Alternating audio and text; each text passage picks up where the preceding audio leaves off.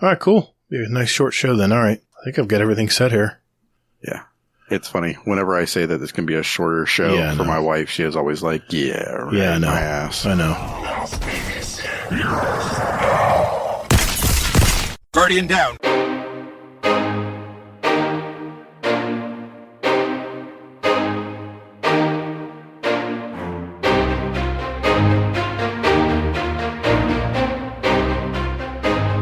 Hey, what's up, everybody? Thanks for spending your time with us today. Welcome to episode 169, of Guardian Downcast, a Destiny podcast. Hey, if you love to play the game Destiny 2, you've come to the right place. We're a couple of gamer dads that have played Destiny since that day one release back in 2014, and we're just as passionate about it today as we were back then. We discuss key topics and news within the game and community, and we not only seek the stories of Destiny content creators, but we're a podcast that gives a voice to the stories of our Destiny players out there. And in this game, it's all about community. We're the show that asks, where did all my Planetary materials go? I'm your host, Todd, the Gatr, and my co-host Hazel is here as well. Hey man, how's your week been? Oh man, it's been a pretty decent week actually. Yeah. So, I mean, got some Destinying in. Nice. Yeah. Yep. It's been a pretty good week. Nothing really notable, but, it's been a pretty good week. Yeah, we got a lot to talk about when it comes to the story and stuff. It's been a good week. Yeah. It's been great weather in Florida. One thing about Ian is it slingshotted a cold front through that normally would get stuck and never reach us. So, we've had like 70s and 80s, like all the last couple weeks, in fact. 70s and 80s. It's been beautiful. 60s at night. Nice. Just gorgeous weather. Supposed to be 70s next week. My wife doesn't believe it'll happen, but we'll see. You're lucky, man. You got that Florida luck because here it's like 40 at night. And then it gets up to 70 during the day. Well, I'm going to be, hopefully I'll be seeing, Mr. Kingsley Mack here, the latter part of November. My wife and I, for our 30th anniversary, we're going to go hiking in the, Canyonlands National Park in Utah, not very far from Mr. One Kingsley Mack. And, maybe we'll grab some dinner out with, Stacy, his wife, and hopefully we can make that happen. Everyone's schedule will jive, and I'm looking forward to it. But yeah, I released a new player series video last week called The 3 Stages of Your Guardian. I think we talked about how there was a major YouTuber that didn't even know what to do in the game. And I said, that's it. I know there's other videos out there. I said, but I want to release one to have in my library. And it's been really received well. I've been really happy with it. So I got another vid coming soon. I'll just keep you in suspense on what that's going to be, but it's going to be very beneficial. I think a lot of new players are going to like this next one I'm coming out with. But you know what, man? Overall, Hurricane Ian came through. He missed, kinda. I got my internet back. Man, I'm just blessed. I really am. I'm blessed that everybody's healthy and everyone's doing well. And folks, we have another Hazel and Gatr show tonight. We have the remainder of the year almost booked up with guests, by the way. So we're just taking a breath, kicking back. Just talking Destiny between friends tonight, and boy, do we have some things to talk about. And what would that be, Gatr? Well, here's what we have lined up on the show tonight. We're going to hear all about what we've been doing this week in Destiny. Hazel and I will go over, Hazel will go over this week at Bungie for the 8th week of Season of Plunder, and it's a good one. We're going to give our opinions on the seasonal wrap-up story, and maybe our take on the season as a whole. Then we're going to go through and answer your questions from our SpeakPipe and Discord. So let's roll.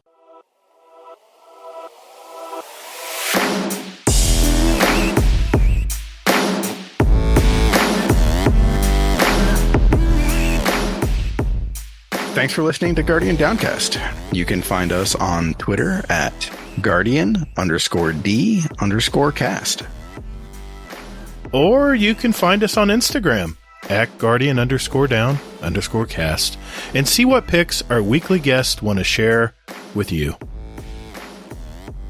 Or just visit our website at guardiandowncast.com for all the contact info and where else to find us. And you can also play any past episodes you like in any order you like, right from your browser. Man, don't or me. Hey, Guardians, while you're at it, Follow our Guardian Downcast show playlist on Spotify and iTunes. We post those links in our show description every week. So check us out, and later, Guardian. Toddles!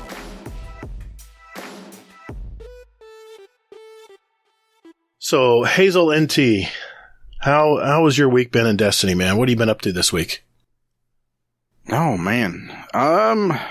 What the hell have I been up to? So, I finished the story. Mm-hmm. And did you finish it? I did. I have notes. Okay. So, okay, we have to put a big asterisk next to this, okay? Right.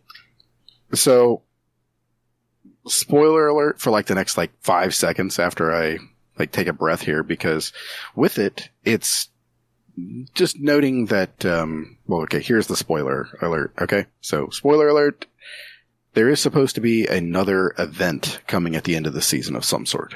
Some little teaser or something. Okay. Did you know that? I did. I know. I heard about a spoiler alert. I heard about an epilogue. Something about an epilogue. Yeah. There is supposed to be an epilogue at some point during the season. All right, Dad, you can come back in. Spoiler alert. Yeah. You're good. Welcome back. Welcome back, everybody. Hey. Yay. So, yes. So, as it stands right now, I don't know, man. I mean, this season was blah. We want to get into it now? We can. Why not? Why not? Yeah, exactly. Why not? I don't know. Okay. I had higher hopes for something cool to happen, you know? Yeah. We got Misrax and Ido's daddy issues at play, and I don't know.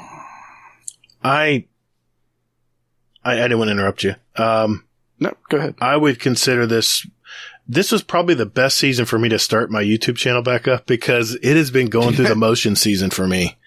I haven't really done a lot of the Pinnacle stuff. I've been kind of just doing what I need to do to get through the season. I've done the story every week, like a good boy. And, I pretty much did, it's, go play Catch Crash or go do an expedition. Okay. Got it done. Kill some Vex or something. I got it done. It was pretty simple. You would go talk to, or you would go do the, hideout, which was my favorite, by the way. That was my favorite thing of the season, is the hideouts, because it was kind of like just a solo you and a boss. Even though it was very simple to complete, it was kind of neat going to a new area, even though it was a repurposed, lost sector. It felt new to me for some reason. And it was nice to, go hunt down this boss and kill him, and then get, the last, the pieces of Nezarec. Yeah, I can understand that. I can. I don't know, though. It just felt very, I don't know. I think it was just a fun season. I think that was purely the reason behind it. And I'm okay with that. Sure. Why the hell not? Yeah. Yeah.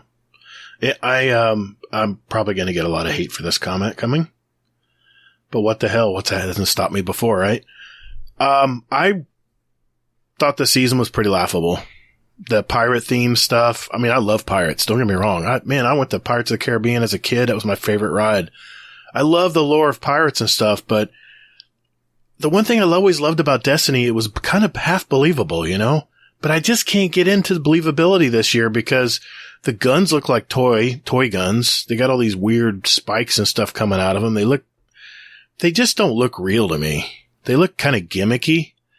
And me, man, I'm the optimist. I don't ever like to talk shade toward Bungie, but this season was just kind of laughable to me. It was just, I don't know. The weapons are all kind of funky looking. They don't look real. I like very militaristic looking weapons, weapons that look like they could actually pass for a weapon in real life. There's no way in hell these weapons would ever pass.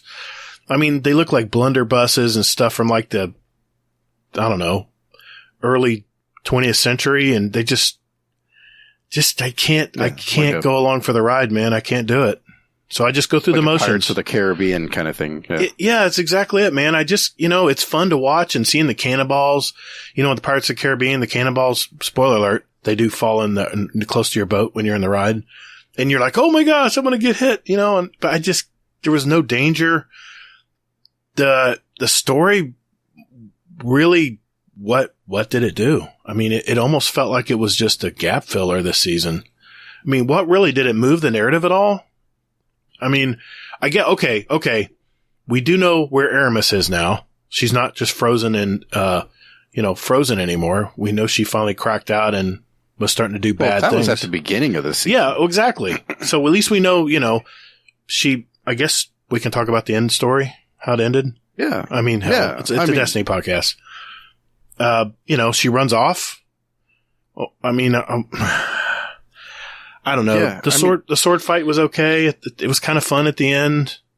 But it was spoiled because they fucking showed it in the trailer. Yeah. Yeah. It's like, what the hell, Bungie? Come on. I get it. You're trying to show some cool shit, but don't fucking ruin, like, one of the best parts of the entire season. Mm-hmm. Yeah, and, it just felt, I mean, I don't know. To me, kind of like, I think what you're hinting at, I'll be the one to say it, is that there wasn't anything at stake this season, it felt like. You're the one about that, man. Have something at stake. No, that's what you're hinting. And I am saying that. There was no danger. It was pretty much ho, ho, ho, hee, hee, hee. That was kind of the season. It was a lackluster kind of, I don't know, man. I mean, I like the new fusion rifle that was in the season pass. That was kind of cool. But I can't get excited about the weapons. I know I hear the ARC scout rifle you want to craft. I heard it kicks ass, but yeah, the sidearm is good. Yeah, I've used it a few times, but there's other sidearms that I like better. I can't stand those little spiky things.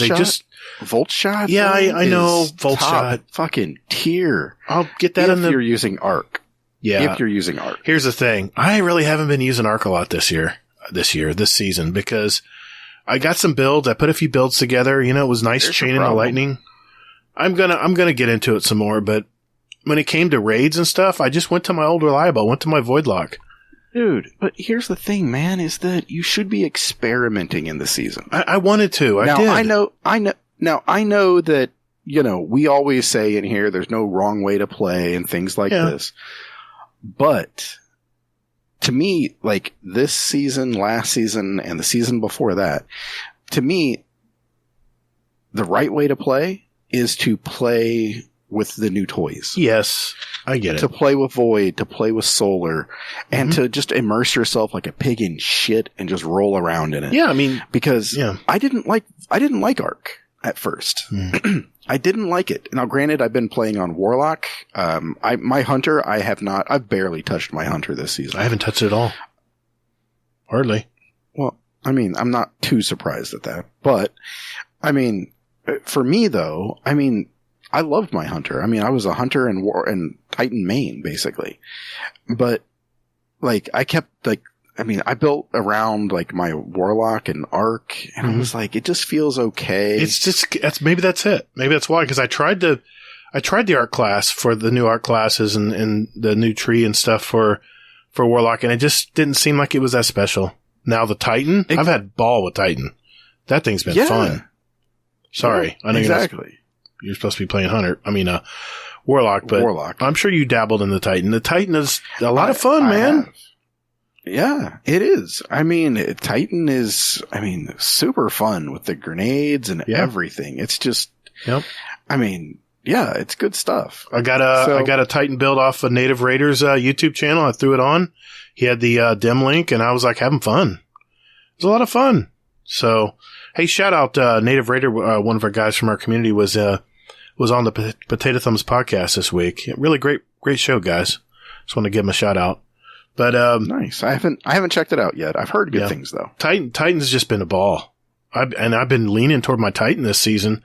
But when it comes to Warlock Arc, I'm just It just didn't seem like they did a whole lot to change it. I mean, I do love that I can now blink on my Hunter. That's kind of fun. But sure. I haven't used it a whole lot, to be honest. Exactly. And I mean, and that was the thing. That's how I felt at first too. But then like I had to like go in and actually start like tinkering around with stuff and going like, okay, so what's the big draw with this? How is this good? And then I was like, just like, okay, so like Titans are the grenades, you know? And I was like building everything around the aspects. I've been more excited about my Osteomancy gloves that I just got out of a Lost Sector farm. And I was like, okay, Hazel's been having fun using these damn turrets. I'm going to start having some fun using these damn things. So I haven't been dabbling in am I saying this? I've been playing with the ice show. It's the ice show. It's the ice show. But yeah, I mean, I've been having fun using that, but I can't get excited about Arc, man. I mean, it's great when you get charged up, your arms are all glistening and stuff. It's pretty cool effects. But I mean, I really don't use the amplified stuff. No? No. For me, it's all about the chaining and the blind yeah. and that kind of thing. But mainly the chaining and everything is just, I mean, it I don't know. It's not as sexy as the other stuff, I'll be honest. Mm-hmm. But it is just absolutely fun to use and just fun to throw a storm grenade at some like unstoppable and just see their health just like fucking vanish. Have you been using the Trinity Ghoul this season? I mean, you would think that would really go well with that Arc setup. No, because it's already it's like having a Trinity already Ghoul good all the time. Yeah, exactly. So for me, I mean, I have a Brigand's Law with Volt Shot. Okay. And I've just been using that. So it's basically you get a kill, reload, and then light them up. Yeah, exactly. And it just like shocks everything. And then, I mean, it pairs well with your fragments and everything. So it's just, and you know what I love? Just like feeds. What I love about the Volt, the new subclass is being able to jolt the champions, and the champions actually have arc coming off of them and killing everything around them. I love that. I'm having fun with that. Yeah. But I just can't get excited about the Warlock setup. Just can't. Yeah. And maybe that's the reason why I haven't dabbled too much in arc this season. I love it on Titan though. Yeah, I think that what we'll see is them like next season. Yeah, it's either going to be one of two things. Either next season they're going to give us like another like stasis like super, or they're going to tear the roof off and give us like one of the super perks for Sentinel, or I'm sorry, for Void, Solar, and I was just thinking what was it, like Volatile Flow? I think wasn't that the best hits, like the greatest hits of all the past artifacts. Yep, exactly. That would be great. What was the one for Solar? The Restoration one? Classy Restoration. Yep. And then, like, what was the Void one? Twice. What was the Void one? Wasn't that Volatile Flow? Yep, that was it. I miss it too. Yeah. I miss that perk. Yeah, so you figure, I mean, to me, they could tear the roof off of it and just, go like, here you go, have fun. I think that's what they're going to do. I don't know if they're going to mess with stasis right now. Maybe. I don't know. I don't have a crystal ball. Just put it on a similar plane as... Yeah, okay, a revamp of... Okay. Not a revamp, just like an additional super. Well, yeah, right. Because there's only one, right, per class right now? Yeah. Yep, exactly. And then we're getting Strand the season after. Lightfall, right, in February. Yeah. So I'm assuming that Strand is going to have 2 supers per... Hope so. Looking forward to it. I mean, if so, then that puts... or maybe the Darkness just have 1 super. All knows we're going to have a lot of shit to use come Lightfall. Yeah. A lot of different subclasses. Yep. But, going back to the story, the way it ended and stuff, I felt like it was kind of building up, and then it's like getting to the last part of the movie for the payoff, and you're like, okay. You're not, it's not like they're not cutting you off, but it's just like, I kind of thought there was going to be more to it than that. Something more dramatic. Well, yeah. Like Aramis she had a whole fucking DLC dedicated to her. Yeah, and she never scared me, ever. She never... Well, yeah. No. she didn't because we stopped her in the beginning. Right. I mean, she wasn't even the boss of that damn raid. That's true. We did. I can't remember. So I'm remembering that. It's just... All right, so Aramis is unthawed next season. What's up? You know? Yeah, she unthawed and she's out there running around. She might be a good guy. She might be a bad guy. Yeah, they kind of left that up in the air, didn't they? I thought she was going to go work for the darkness, but the fact that she saved Ido at the end, maybe she's got goodness. I don't know. Well, exactly. And I mean, I understand the whole Shades of Grey thing, but to me, it doesn't matter if it doesn't go anywhere. It's kind of a non-factor, isn't it? She really is a non-factor. She's just a random chapter in a book, to be honest. Kind of one of those chapters you're like, oh, I can skip this chapter. Yeah, exactly. You know, this chapter is hey, you know, this is the chill season before shit fucking really pops off. I hope so, man. I mean, you know me, man. I'm the shill. I don't ever like to downplay anything Bungie does, but this season was kind of a miss for me. It really was. I was a little let down, but I've been so busy. I mean, I've had a lot of roles change up this season, and it's kind of been a good thing that there's not too much going on because my time has been so split up, and then throw a hurricane in there to boot. So it's been. I'm a little relieved that there wasn't too much involved in this season, but there again, you always want the season to go somewhere. Yeah, exactly. You want it to be worth it. Yeah. And that's the thing for me is like, it just didn't feel worth it. Yeah. And I'm still holding out hope that Aramis is gonna, I don't know, somehow or some way become a villain and blow a hole open in the helm and come in and take the Nezarec body parts and then, you know. I did like when Mithrax threw something on her face. I thought that was kind of a cool scene. She was like, "Oh, what the hell's this?" I don't know what it was even.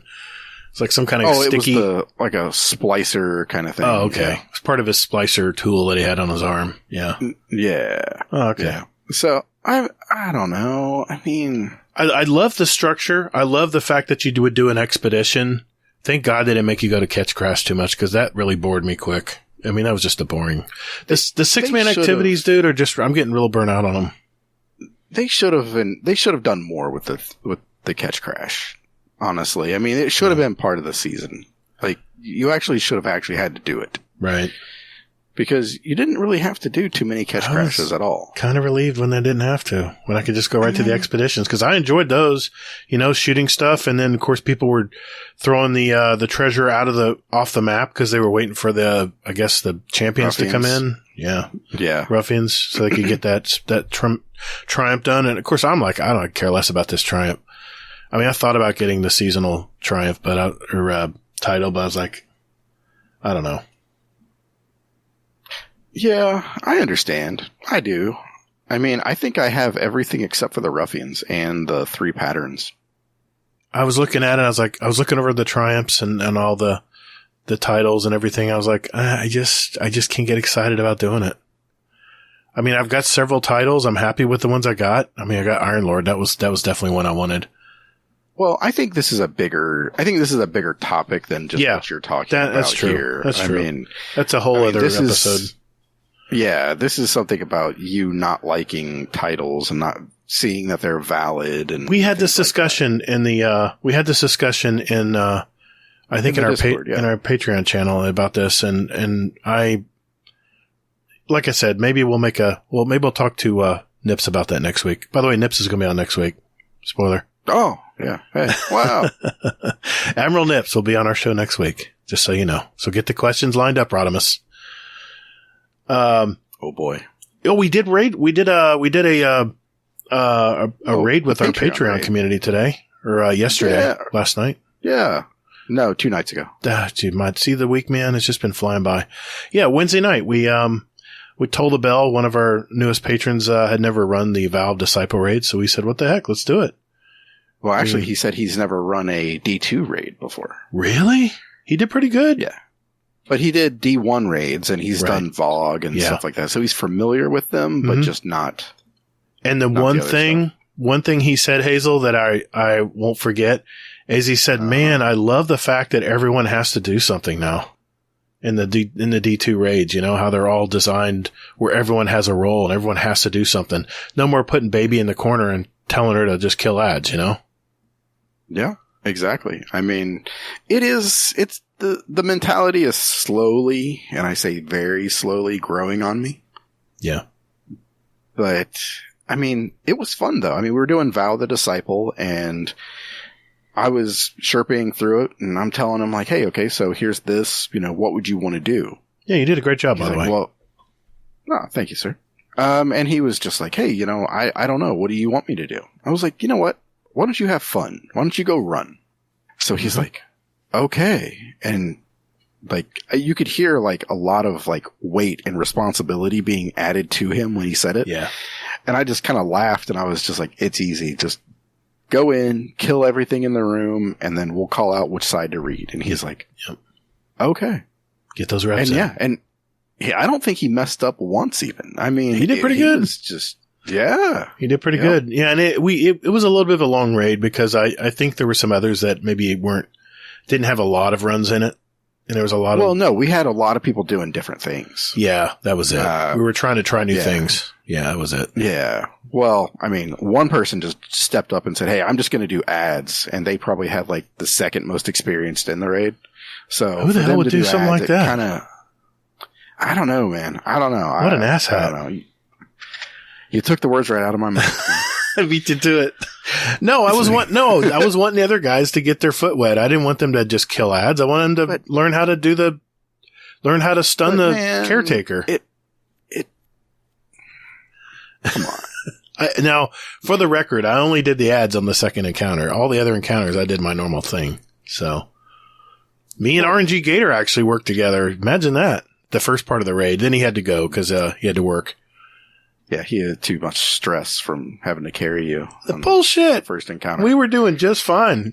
He was killing the ads. You guys weren't bad. I was making the call outs, protecting the totem, and he would do the runs. You were on ads there too. Yeah, exactly. Yeah.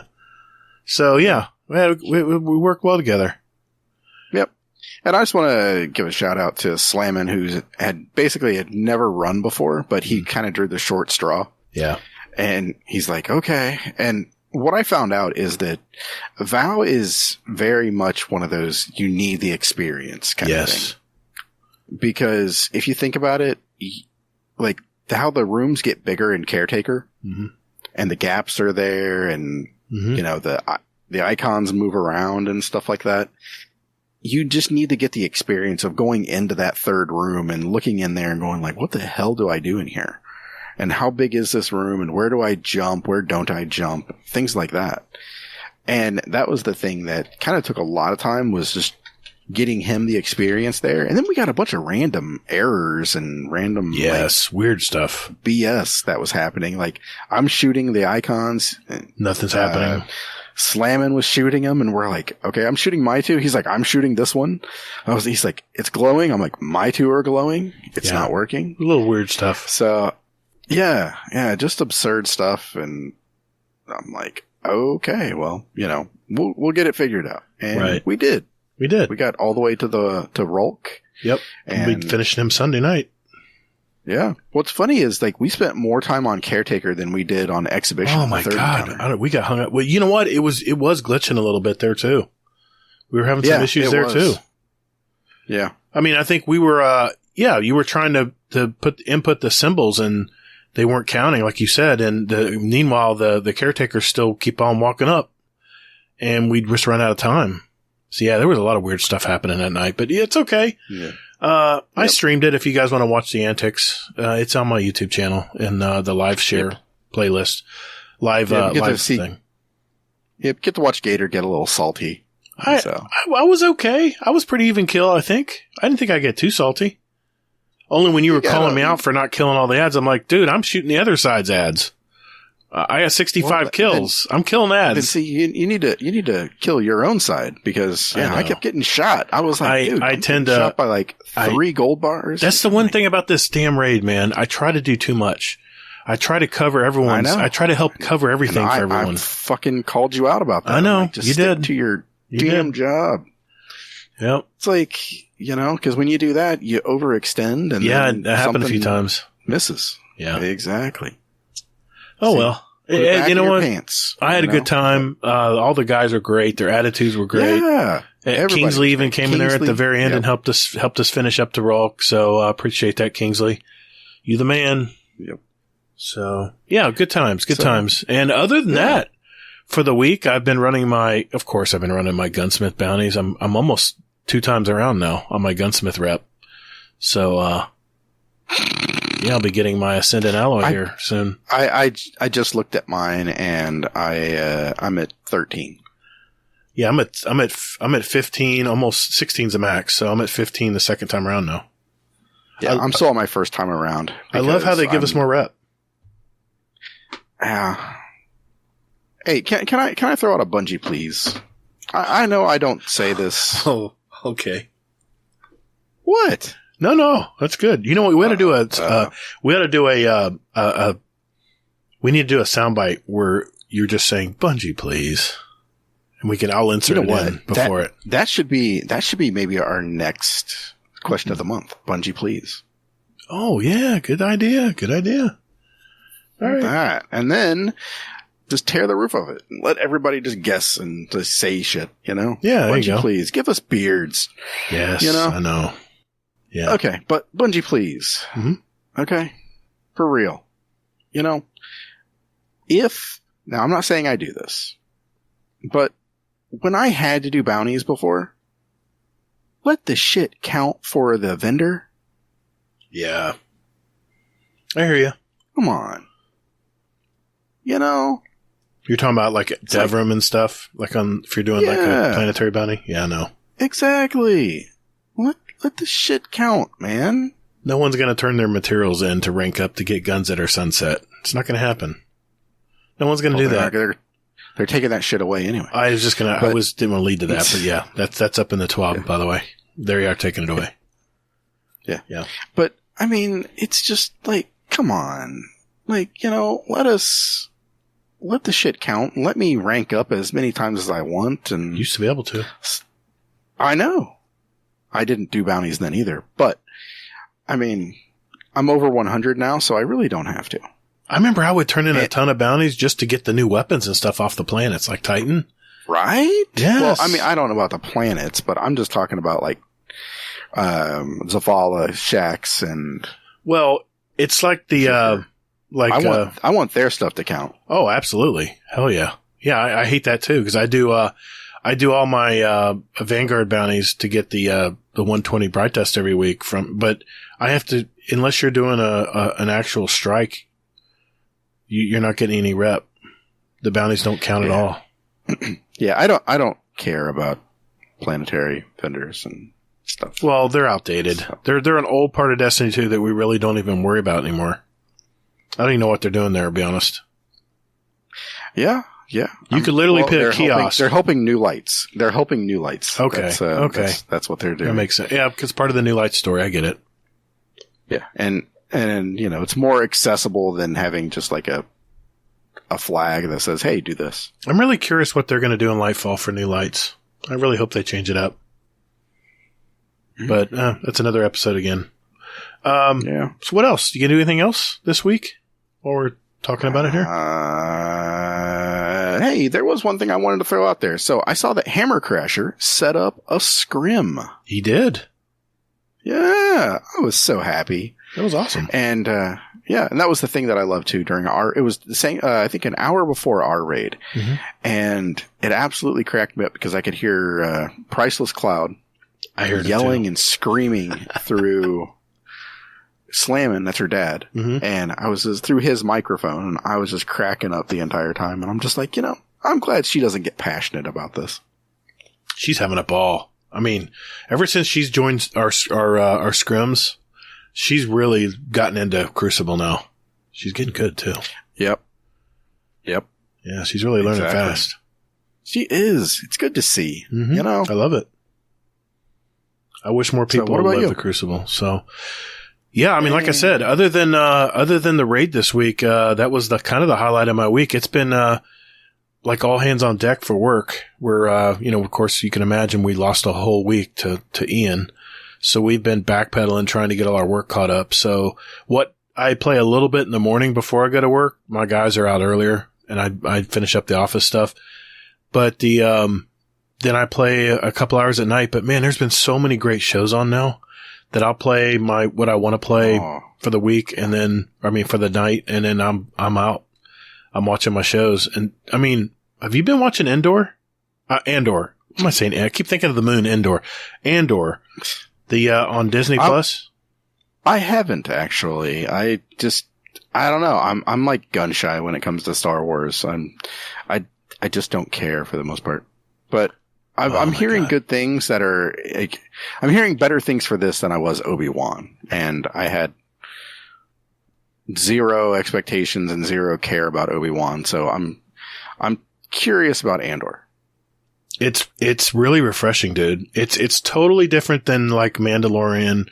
It's literally like it kind of reminds me of Rogue One. It's just off the beaten path. There's a lot of characters you don't really know, but it's I'm not going to spoil it. I'm not going to tell what it's about, but I will say that it's like a side story that you never hear about from the main movies, and I'm loving it, man.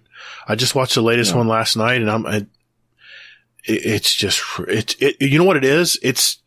I will say this. It talks about the undercurrent of the rebellion, how the Empire is running everything. They run in the whole universe, and how there's an undercurrent of rebellion.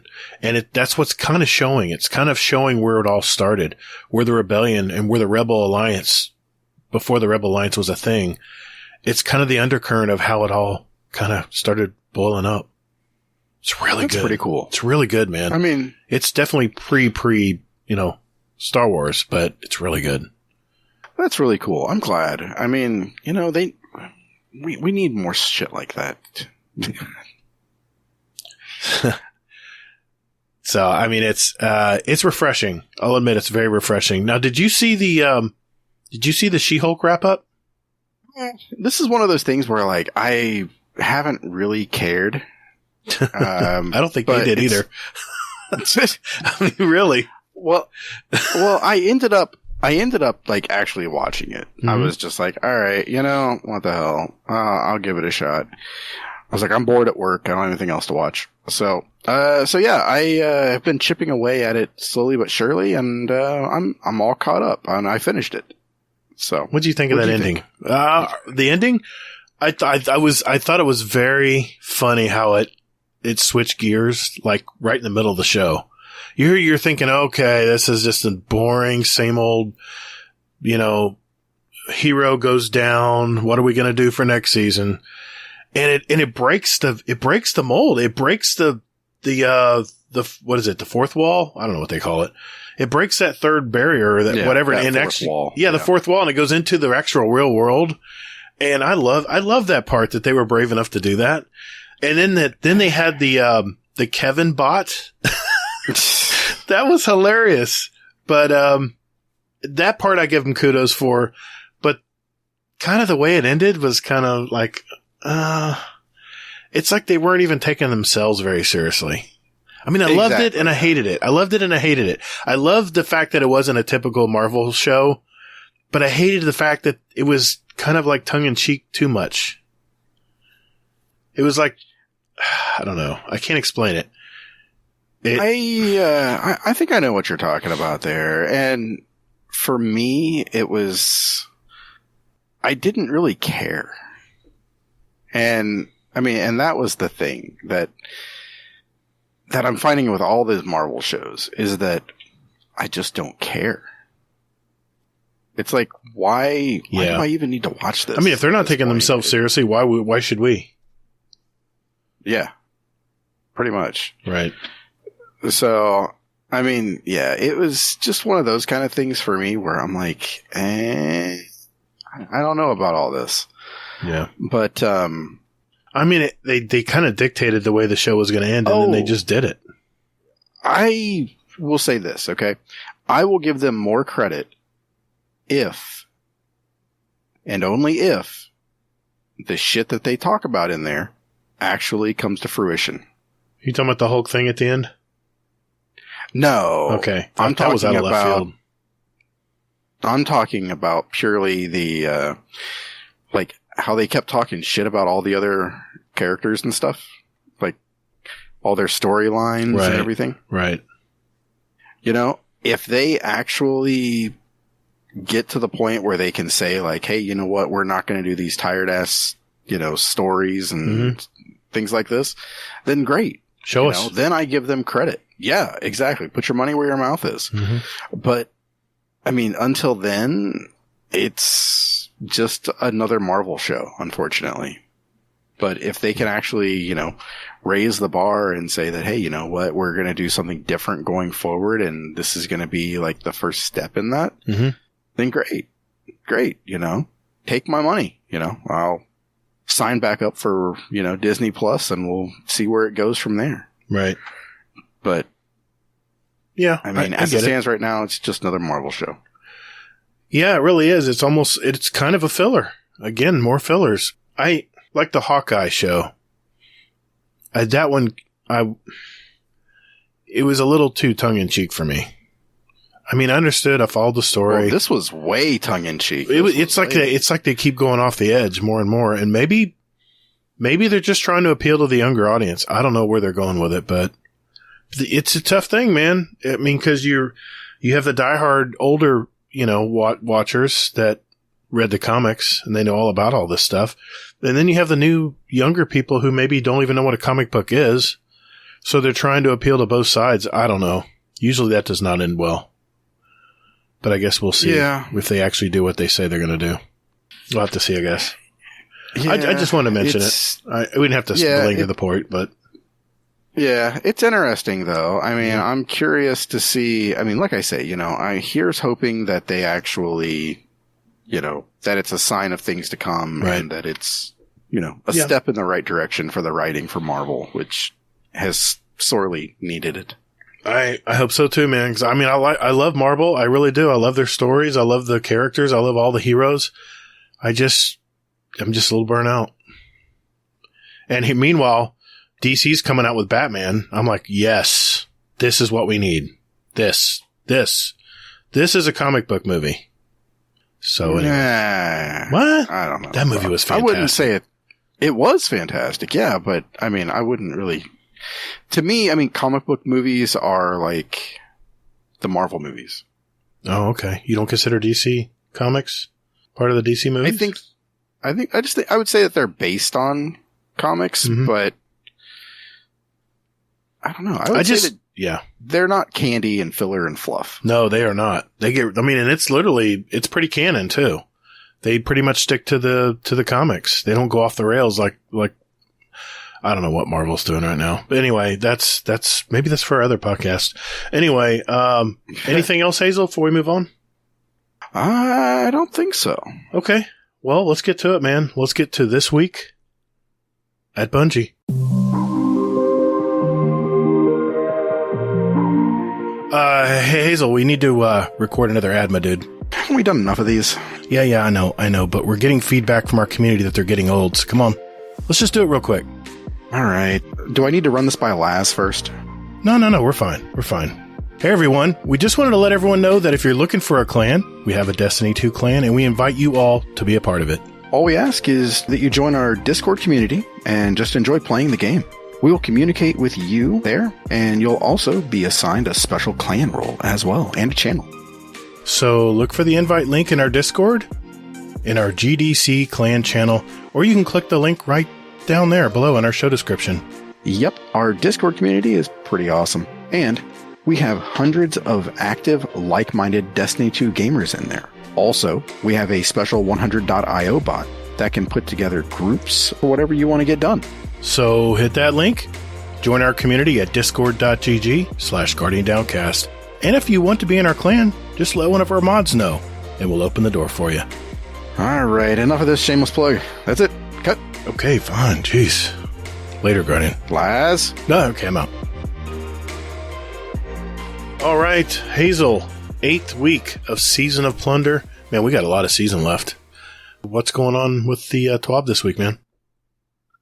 All right. So, they mentioned that Festival of the Lost is coming next week. Yay!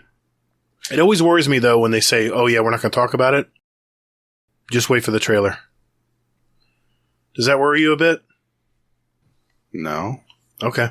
I mean, it's Bungie. I mean, they've been doing the same shit for... That's true.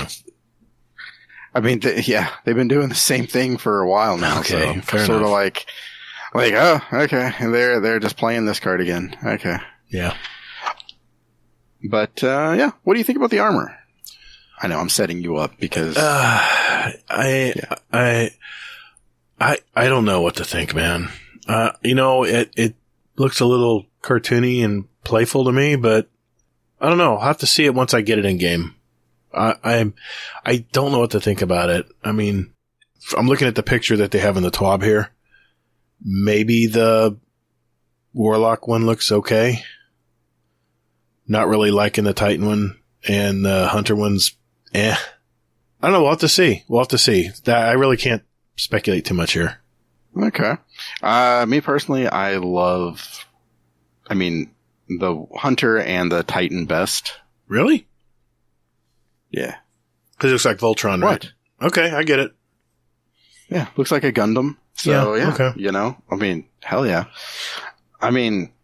The Warlock looks kind of like Ultraman, so that's kind of cool. Okay, yeah, I see that. So, yeah, I don't know. You know what? Not everything for every class can be awesome. I didn't like, what was it the last time they did this? And, It was the monsters, right? Was it? No, it was the dinosaurs. Yeah. Dinosaurs. Yeah, dinosaurs. Oh, that Warlock camo was didn't brutal. really... Yeah, not everything can be awesome for everybody. Why not, Hazel? So... Why can't it all be awesome? It's just not in Bungie's DNA to make all things awesome. Okay. I'm sorry to say that, because I'm sure that some Bungie dev put a lot of time and effort into that Warlock. Yeah. And it's instead just going to look like a big praying mantis. I don't know, man. I like it. We'll see. I've already said my piece. Yeah. Yeah, we'll see. Maybe not. But, we'll go from there. So Festival of the Lost is coming. Yay. Go us. It's going to be awesome. They also did National Coming Out Day. Mm-hmm. So for this, they had a blog post celebrating the day there. And with it, they gave us a new entry transmat effect. It's beautiful. And it is. Did you wear it last night? I did. Yeah, it looked really cool when it came in. And I showed it to my daughter, and she was just like, Dad, never take it off. So I'm like, all right, kid, just for you. Nice. And it is pretty cool looking. So, yeah, it is. It's for a good cause, and Sure. then it's also, pretty cool looking. So, that transmat effect is basically, it's called the End of the Rainbow, and it is, you're the end of the rainbow, basically. A rainbow comes down, and there you are.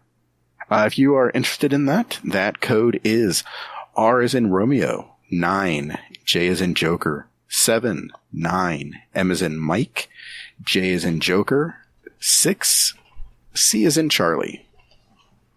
There you go. So go grab that.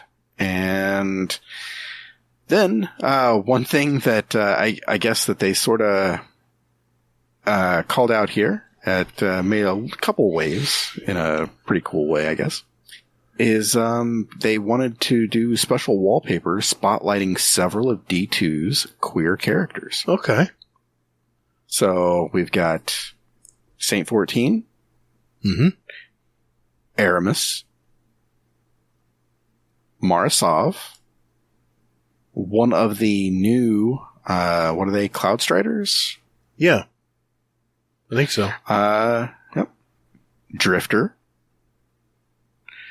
So, that was pretty cool. That was really cool to see. Good deal. All right. Moving on. So, real quick, I did want to call out that, this TWAB was by Sam this week. Oh, okay. And Sam, the past couple Sam TWABs were very, very light. Mm-hmm. And, I'm just going to tell you this, our dude made up for it this week. Yeah. He hit us with the hefty stick here. So Okay. Destination materials update. Okay. So, gonna rip the Band-Aid off. Starting in season 19, aka next season. Which is... December 6th? Which is approximately 52 days, 13 hours away from the time we're recording this. Almost 5 weeks. Somewhere close. Yeah. Sure, math. Close enough. Not really, but sure. So, Dusklight shards, microphasic data lice, or data lattice, helium filaments, Barian boughs, spin metal leaves, and glacial stalwart. Guess what? They're gone. Bye-bye. Deuces. It's been nice knowing you. Get the hell out of my inventory. Uh-oh. Anybody else hear that? Yep, I heard it. I heard it too.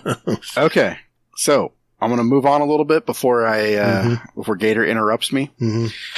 So the key word is obtain. So you will not be able to obtain this any longer. It's not going to be fully deprecated, which means done away with. And the only reason why they say it like that is because people are still going to have it in their inventory, whether it's they come back in the game 6 months from now or a year from now. They're still going to be able to cash it in for a reduced amount of glimmer. So, okay. And they are calling out that basically they are doing this for new and returning players, so they don't have to worry about all the, all the grinding that they would have to do otherwise to get all of these materials.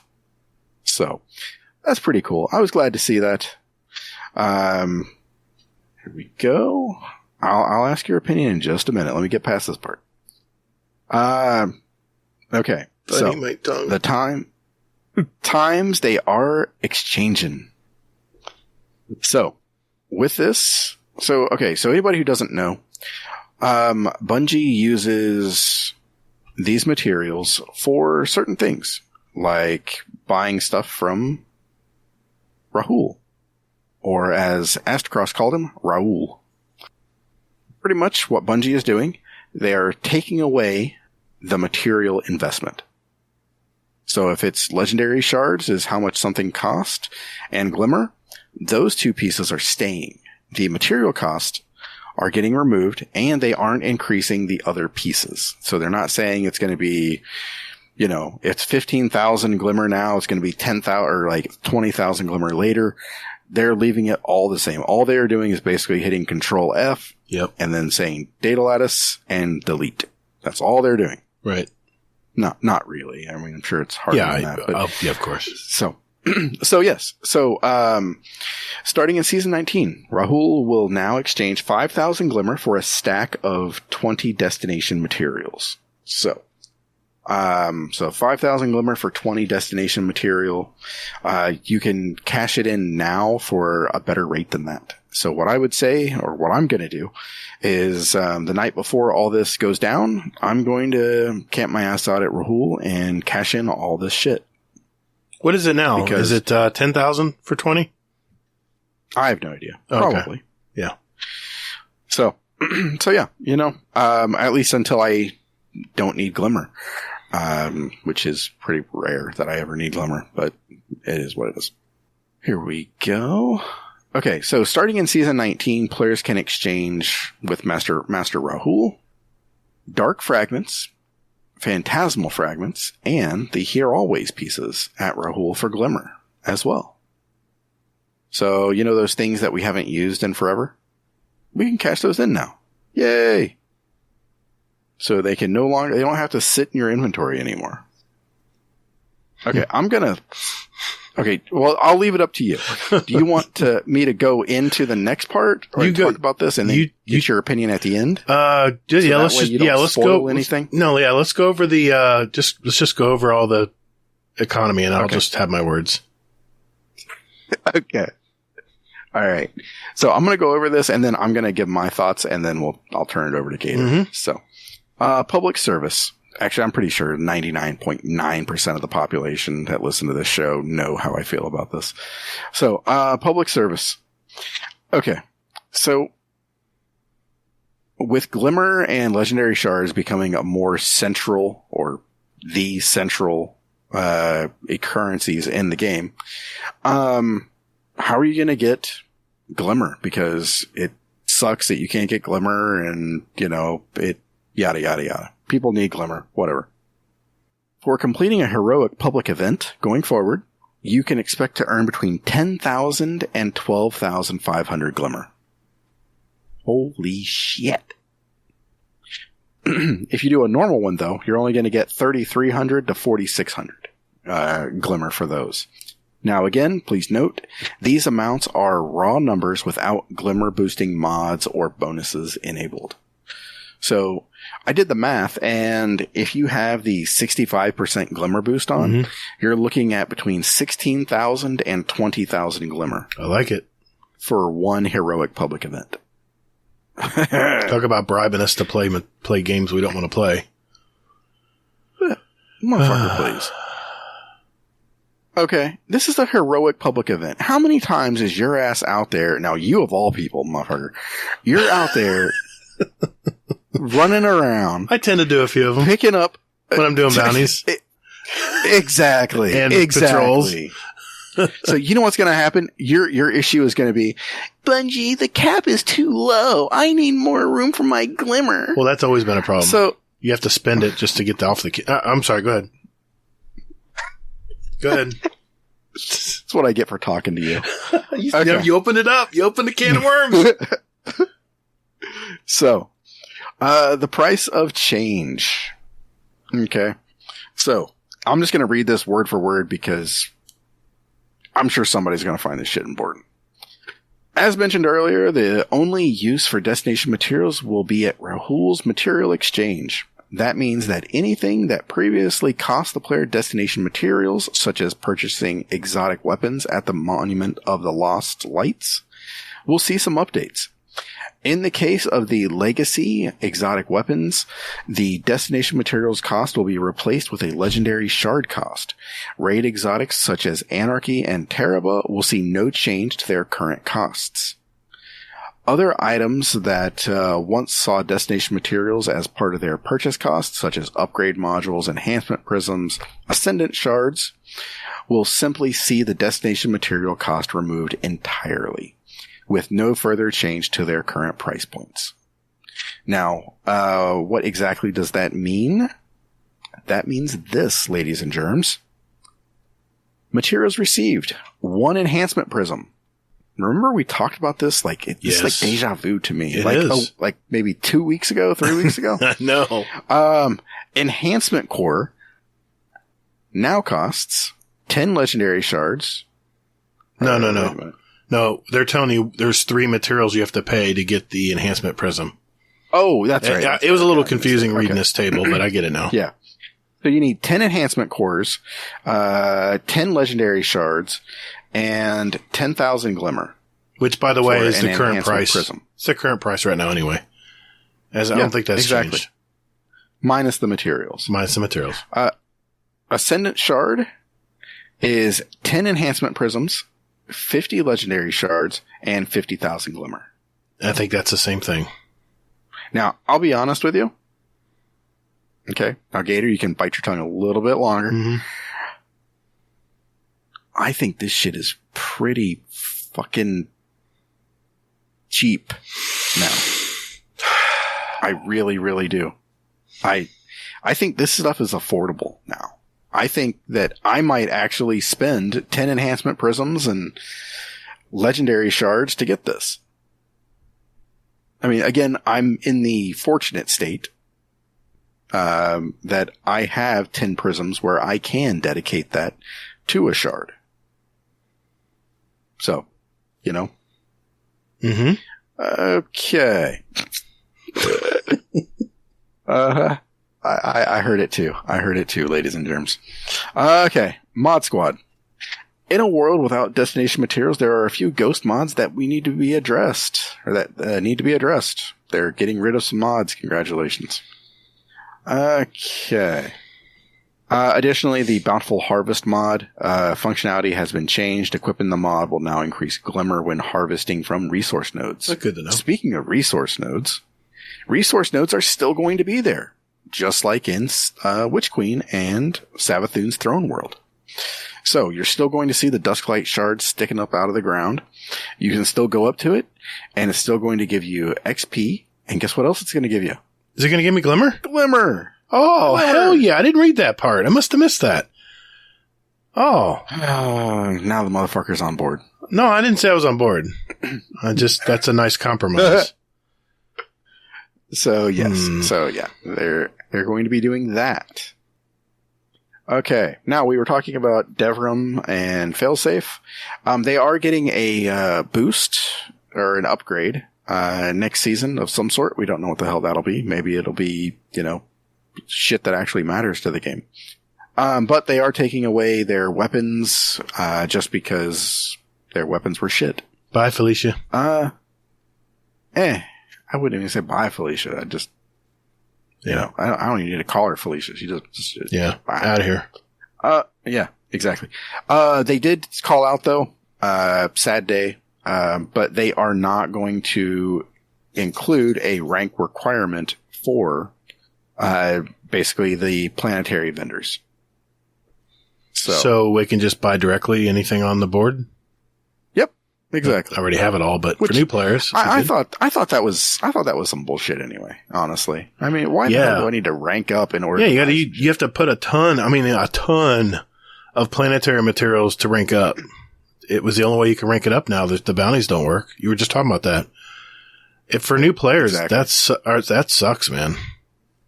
Yeah, exactly. So, it's just like, come on, Bungie. So, it's okay though. They're doing away with that area of it. So, I kind of like the rank requirements for it. I mean, it's the last vestige of the first part of Destiny 2. It really eventually had to go. Yeah. It's just a matter of time. There. I mean, it's the only thing left of the original Destiny 2 are those two vendors. Pretty much. Devrim K and Failsafe. Well, I mean, not to mention we got the strikes, that we all just clown on and stuff like that. Mm-hmm. So, yeah, those are lingering, and we got those D2 maps still from Vanilla. Mm-hmm. Yeah. Yeah, that's true. Yep. So my thought on this, good. Take my shit. I'm happy, let shit cost Glimmer. Let me do one or two heroic public events. Let me help out some new lights or anybody who's randomly out there doing them. I think this is a win for the community. I really, truly do. I mean, I know that Gator's argument is probably going to be, can I buy my legendary shards? Maybe. I don't know. If not, I don't care. I delete enough shit where I get them. I know that there's other people out there that don't play the game as much and that kind of thing. It's all about targeted farming. I think that you can't just pick up the game and start playing and try to get, all the things. I think that you actually have to, dedicate your time if you actually need to. Depending on what you want to accomplish in the game, you got to dedicate your time and focus it to where you need to. But that's my elitist point of view that annoys some people. Finger in the air. You know what? It's okay. So, all right. The floor is yours, Gator. I've been quiet the whole time. You'd be proud of me. I'll do my best to be quiet as well. Okay. But, we will do a retort. Yes, of course. I'm okay with it. And here's the reason why. Because I'm thinking of the new players. Yes, Hazel. I know I'm not a new player. I know. But I'm thinking of the new player that wants to get, wants to get an item, an upgrade module. And they say, 25 spin metal leaves. Well, where the hell do I get those?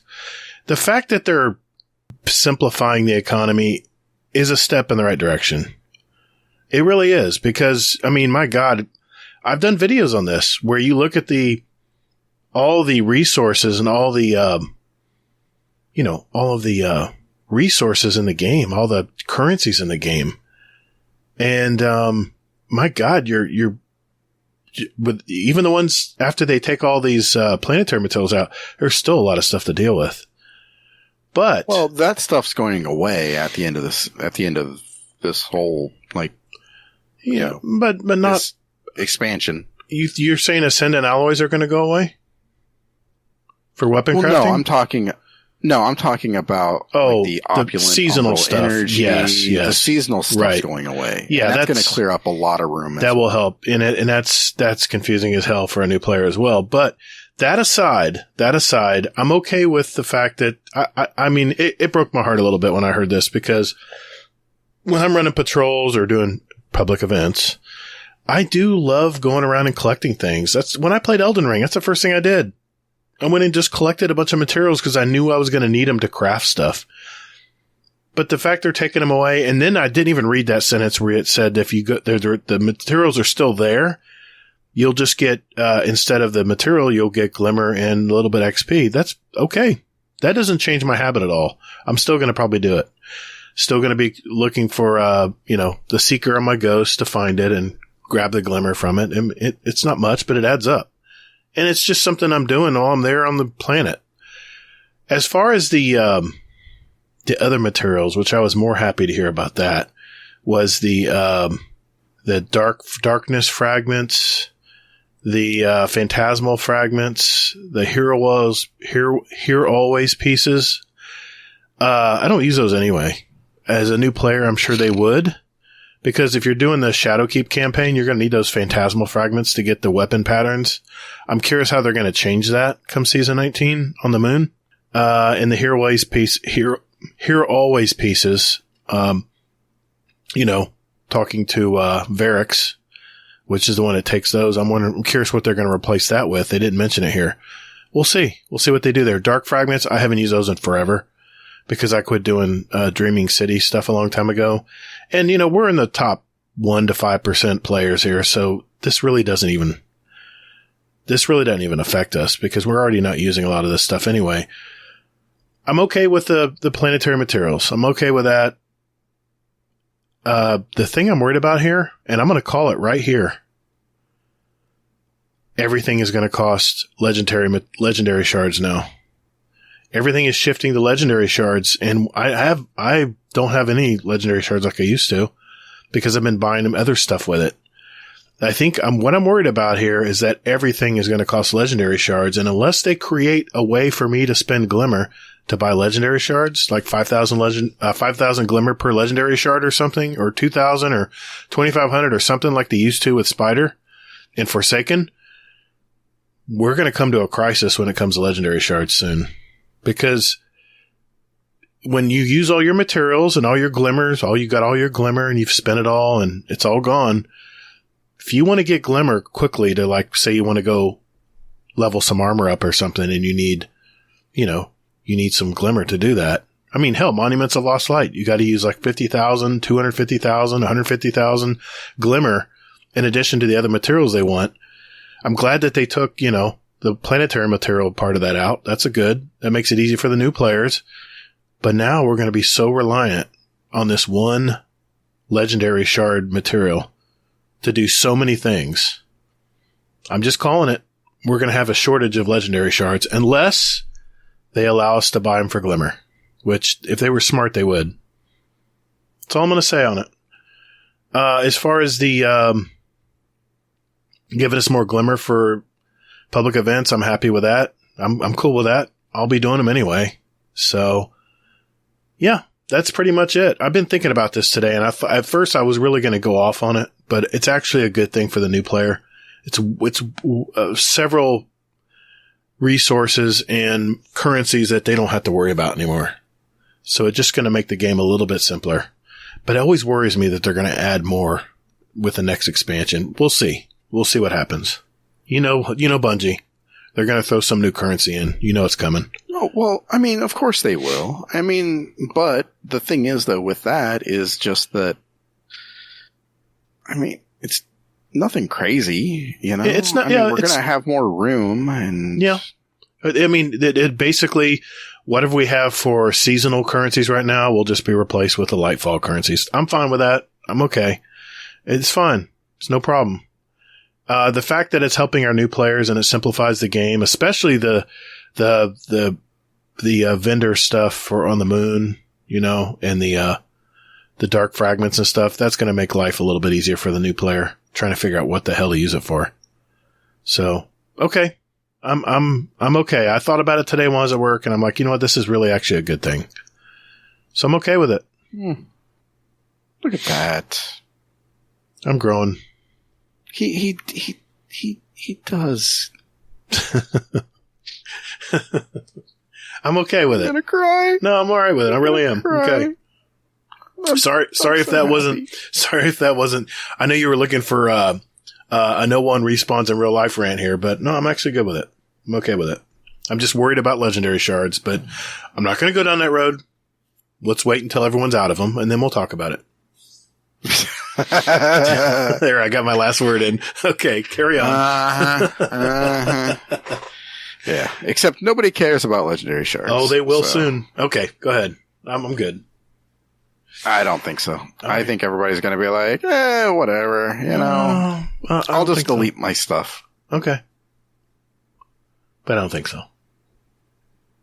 I don't know. The future we'll see. Want to make a bet? Oh. No, let's ease up on the bets for that. We'll wait till Lightfall to make a big bet again. Oh boy. I don't want you to have to play Warlock again next season. I know you missed your honor. I do. Okay. So, there is that. Destiny Brazil has entered the chat. Look at that. Okay. Kudos to the lovely country of Brazil, who is now part of the Bungie family. We have listeners in Brazil too. I'm loving it. Bring it on. Awesome. Come on, Latin America. Let's go. Or, I'm sorry, South America. Somewhere in that region. Geography's hard. All right, go ahead. Okay. Start talking. Get me out of here. Mid-season weapon tuning. How about we talk about that? Sounds good. Okay. Yeah. We'll just forget that last 30 seconds happened. I'll edit that out. Yeah, right. Okay, so weapon archetypes. Well, one thing I do want to shout out here is Mercules went into notes about they always have this phrase that they use called ease of use. Right. And he actually went into what the hell ease of use meant. I was like, look at that. He used to talk about that on his podcast, by the way. I think that's why he mentions it. It's good. I like it. Yeah. All my shirts that I own have sleeves, so I can't listen to it. Oh, that's a low blow. Oh, Mercules, I love you, man. Come on, Jacksonville. Let's go. I kid. Okay. He has broad shoulders. I've seen him on his. Hey, he looks pretty good in a muscle shirt. So he's fine. I've seen him on his streams, so I know he's got broad shoulders. He can withstand the shit that I threw. Okay. So, ease of use. What the hell does that mean?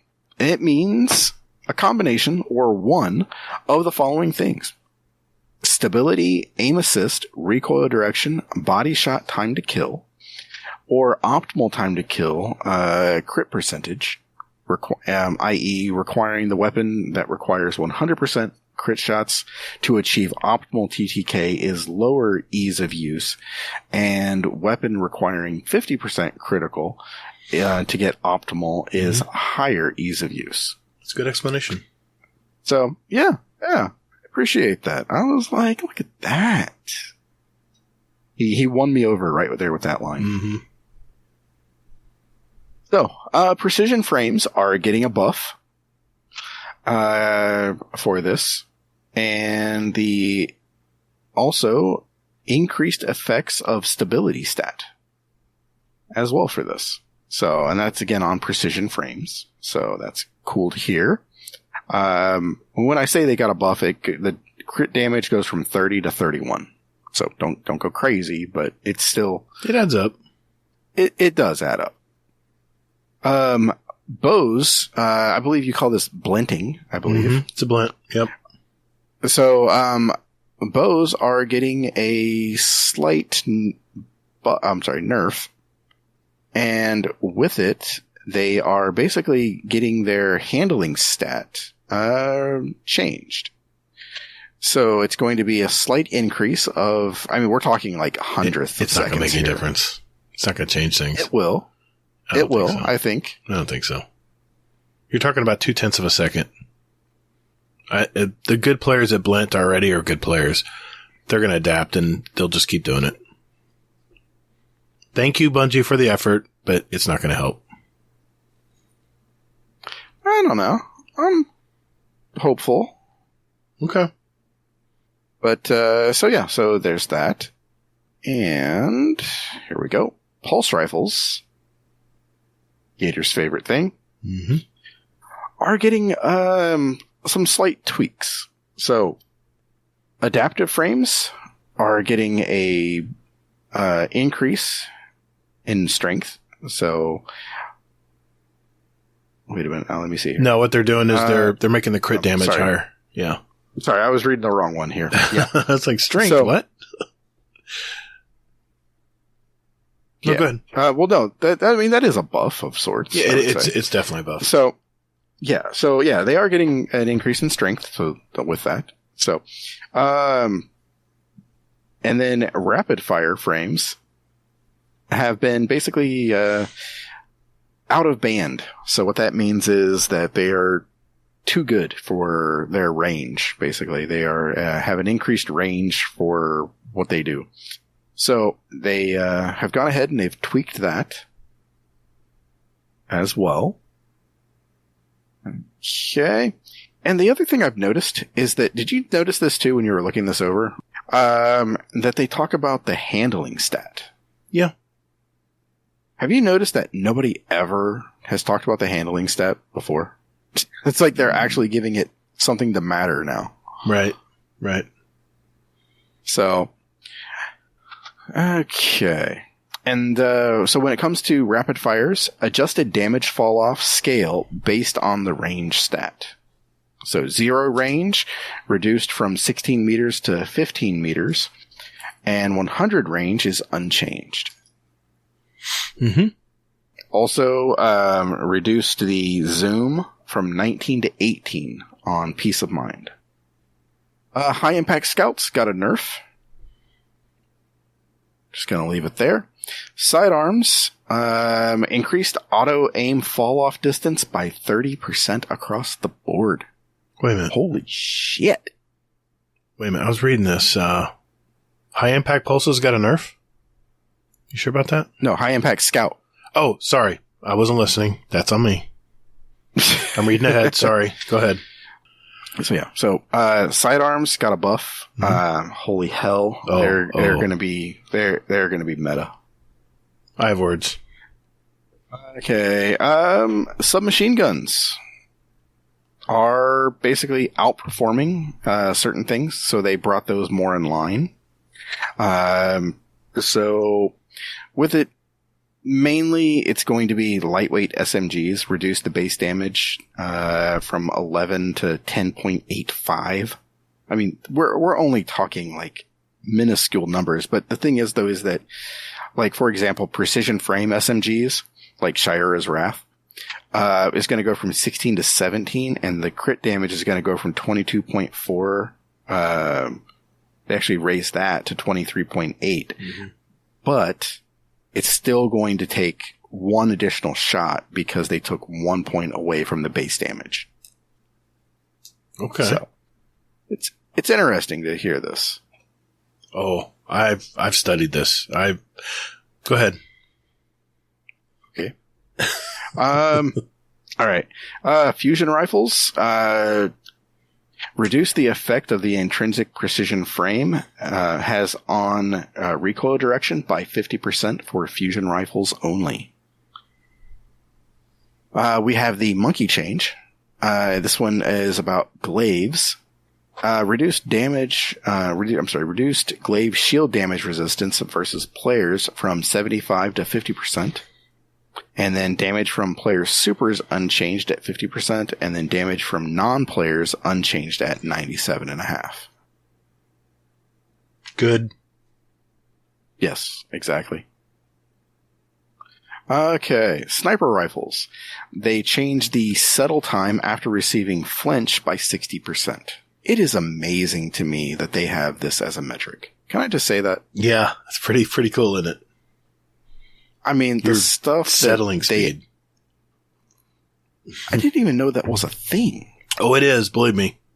Well, I mean, feel it all makes sense. Yes. But I'm just saying that it just struck me as odd. I'm like, I never noticed that was a thing. So.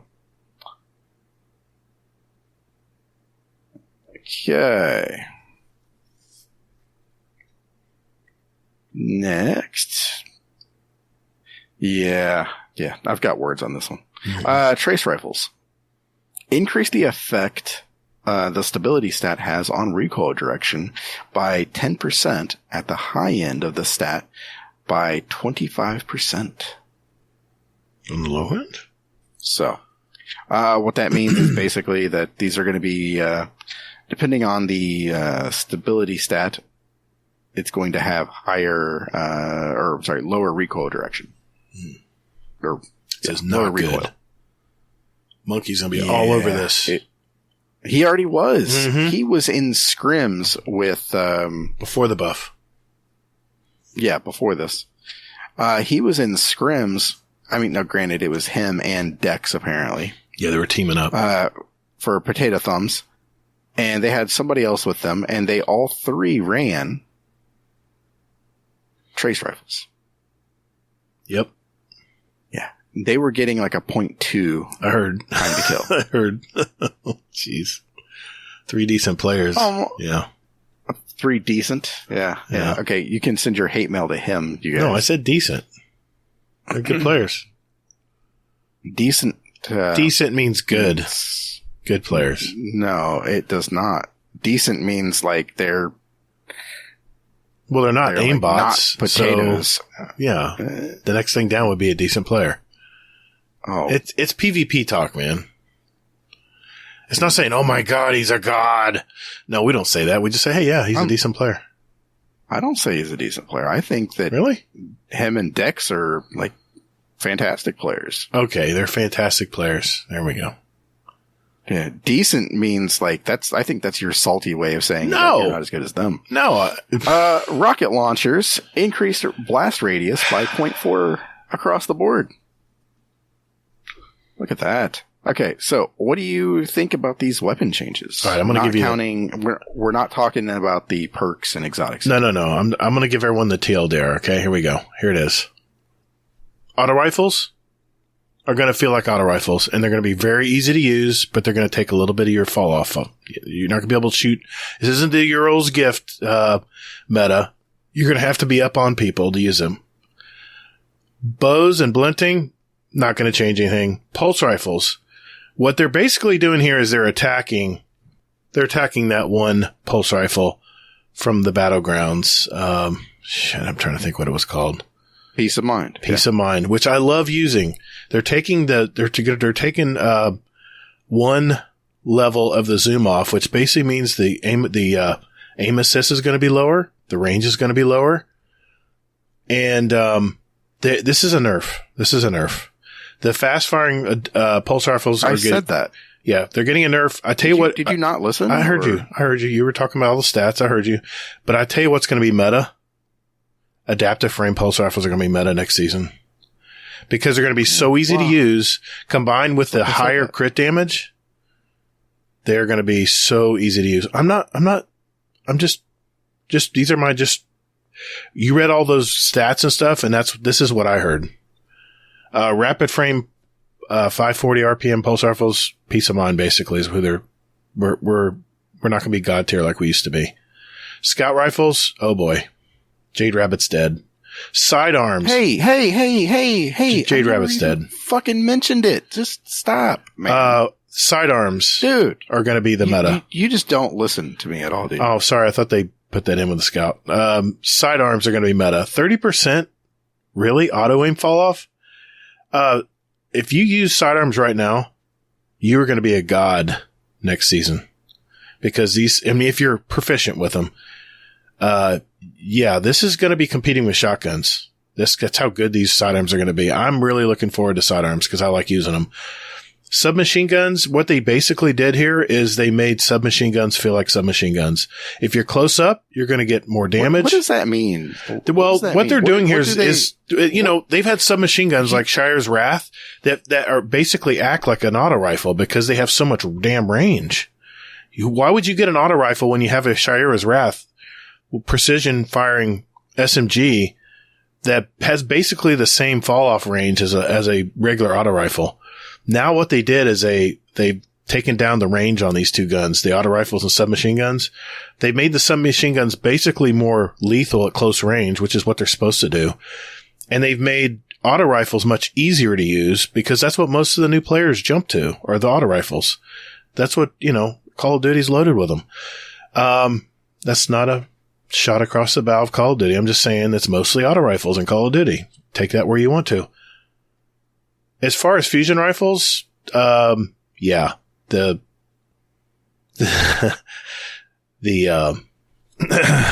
precision frame auto rifles are dead. Or fusion rifles are dead. The main ingredient. They're not dead. They're already, you're not going to get those god tier, crouchers that are going to shoot you across the map anymore. Now there's going to be more randomization in the pellets. It just makes them more even with the other fusion rifles. And I'll be honest, fusion rifles have not been dependable. I have quit using them. I've gone to more certain methods like sidearms. Sniper rifles, I don't know how this is going to feel. The fact that our reticle is going to fall a lot slower back to target. Yeah, they're dead. I think unless you're already a good sniper, you're just going to have to be able to peek shot really well using snipers.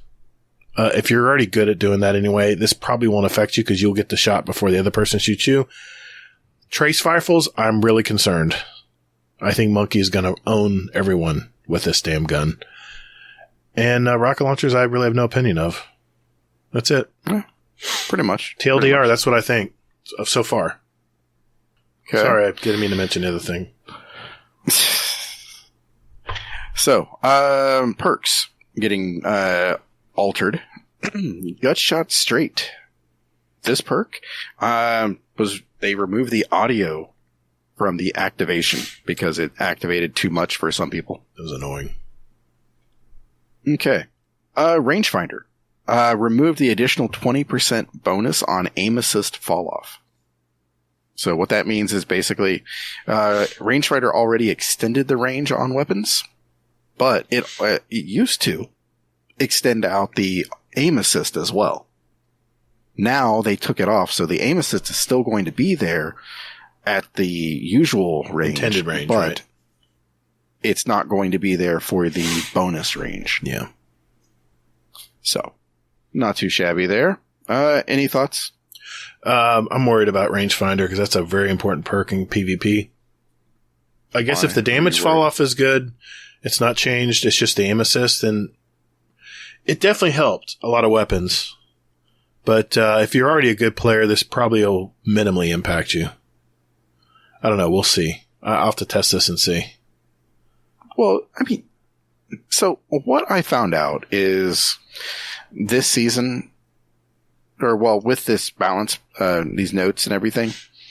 This is next week, by the way. Next week is all this happens. Yeah.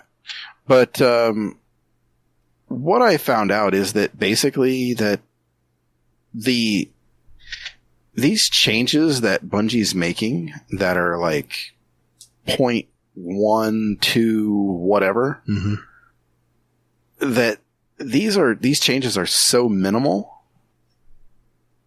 that they don't really seem to matter, but they are huge changes. They are. Yeah, they are. You're going to feel these changes. The meta is going to get shaken up.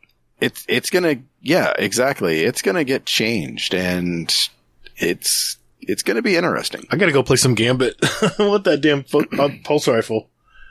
I don't have one with the right perks yet. Yeah. That yesteryear, I think it's called. I got to get one of those. A good one. Yeah. Good.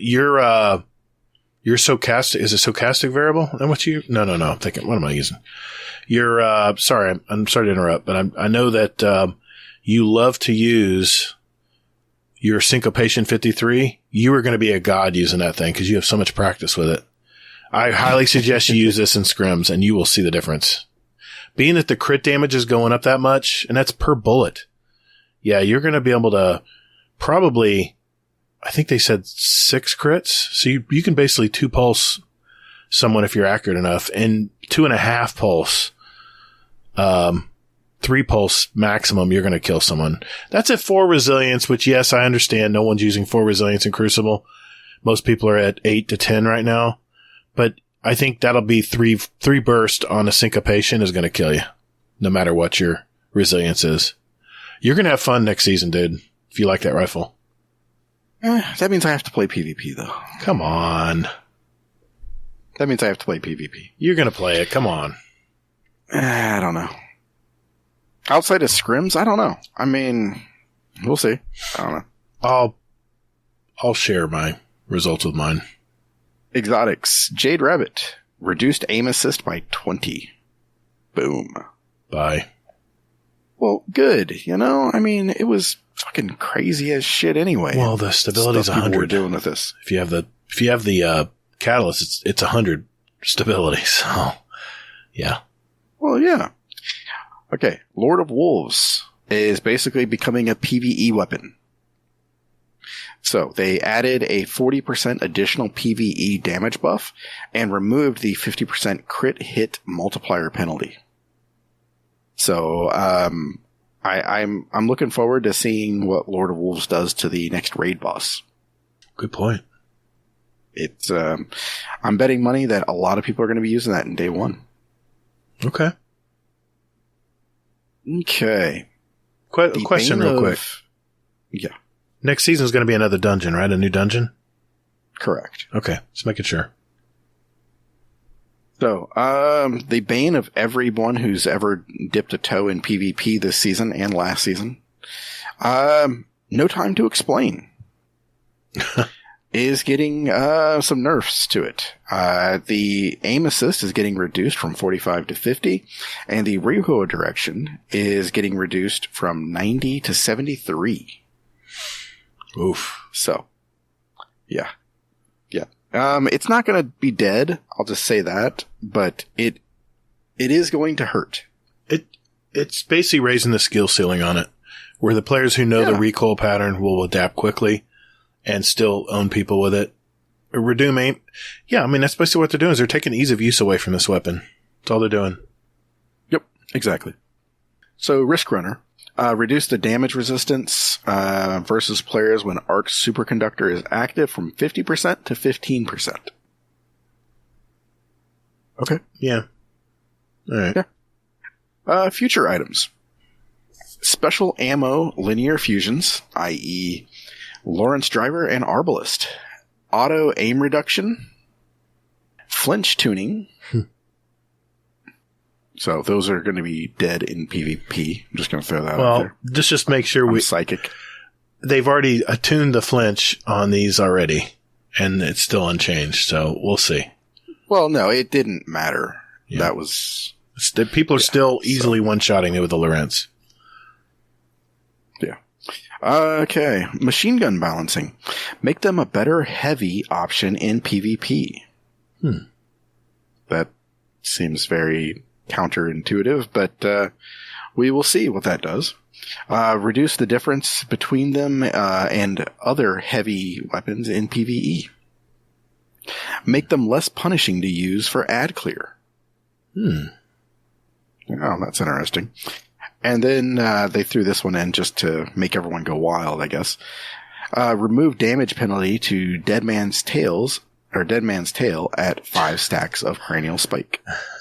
That's saying we're sorry we killed the gun. Yeah, exactly. Please forgive us. Yeah, that's the thing that Bungie does is, if they kill something like that, they will usually walk it back. I mean, they're better at it now than they used to be. Before they would do it, they wouldn't give a shit. Thinking of you, Converse. All right. Shit's broken. Yeah. Fun fact, players can sometimes die when transporting to the Nightmare Realm in the Duality Dungeon. Yeah. You found that out. Yep, that was fun. There we go. That's part of Shit's Broken. Movies. Art. And a Stay Crafty from Sam. Very nice. Nice twab, Sam. Good job. Yeah, that was girthy. That was, sorry, I was very opinionated on a lot of that stuff. I take I'm thinking PvP when it comes to weapons stuff, and there's going to be some shakeups, man. Oh my God, True Vanguard's going to own people now. Well, I mean, it already does, but now he's really going to own people with sidearms. It's a good thing he's going to have like a 6-minute wait between games. TV, it wasn't me, brother. It wasn't me. I love your stuff, man. Anyway, thank you, Hazel. Appreciate it, buddy. I know it was a long one to go through. I tried not to interrupt, but my tongue was bleeding. Anyway. Okay. Let's have some fun now, man. Let's answer some questions from our community. Sound good? Sounds good. We'll be right back.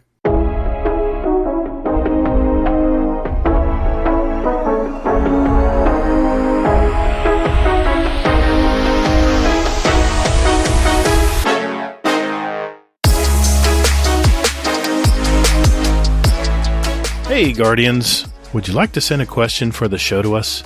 There are 4 easy ways to do it. First, join our Discord server. There's a join link in our show notes. We have some great gamers in there, and you can just lurk or hang out and jump right in and talk to us, whatever you'd like to do.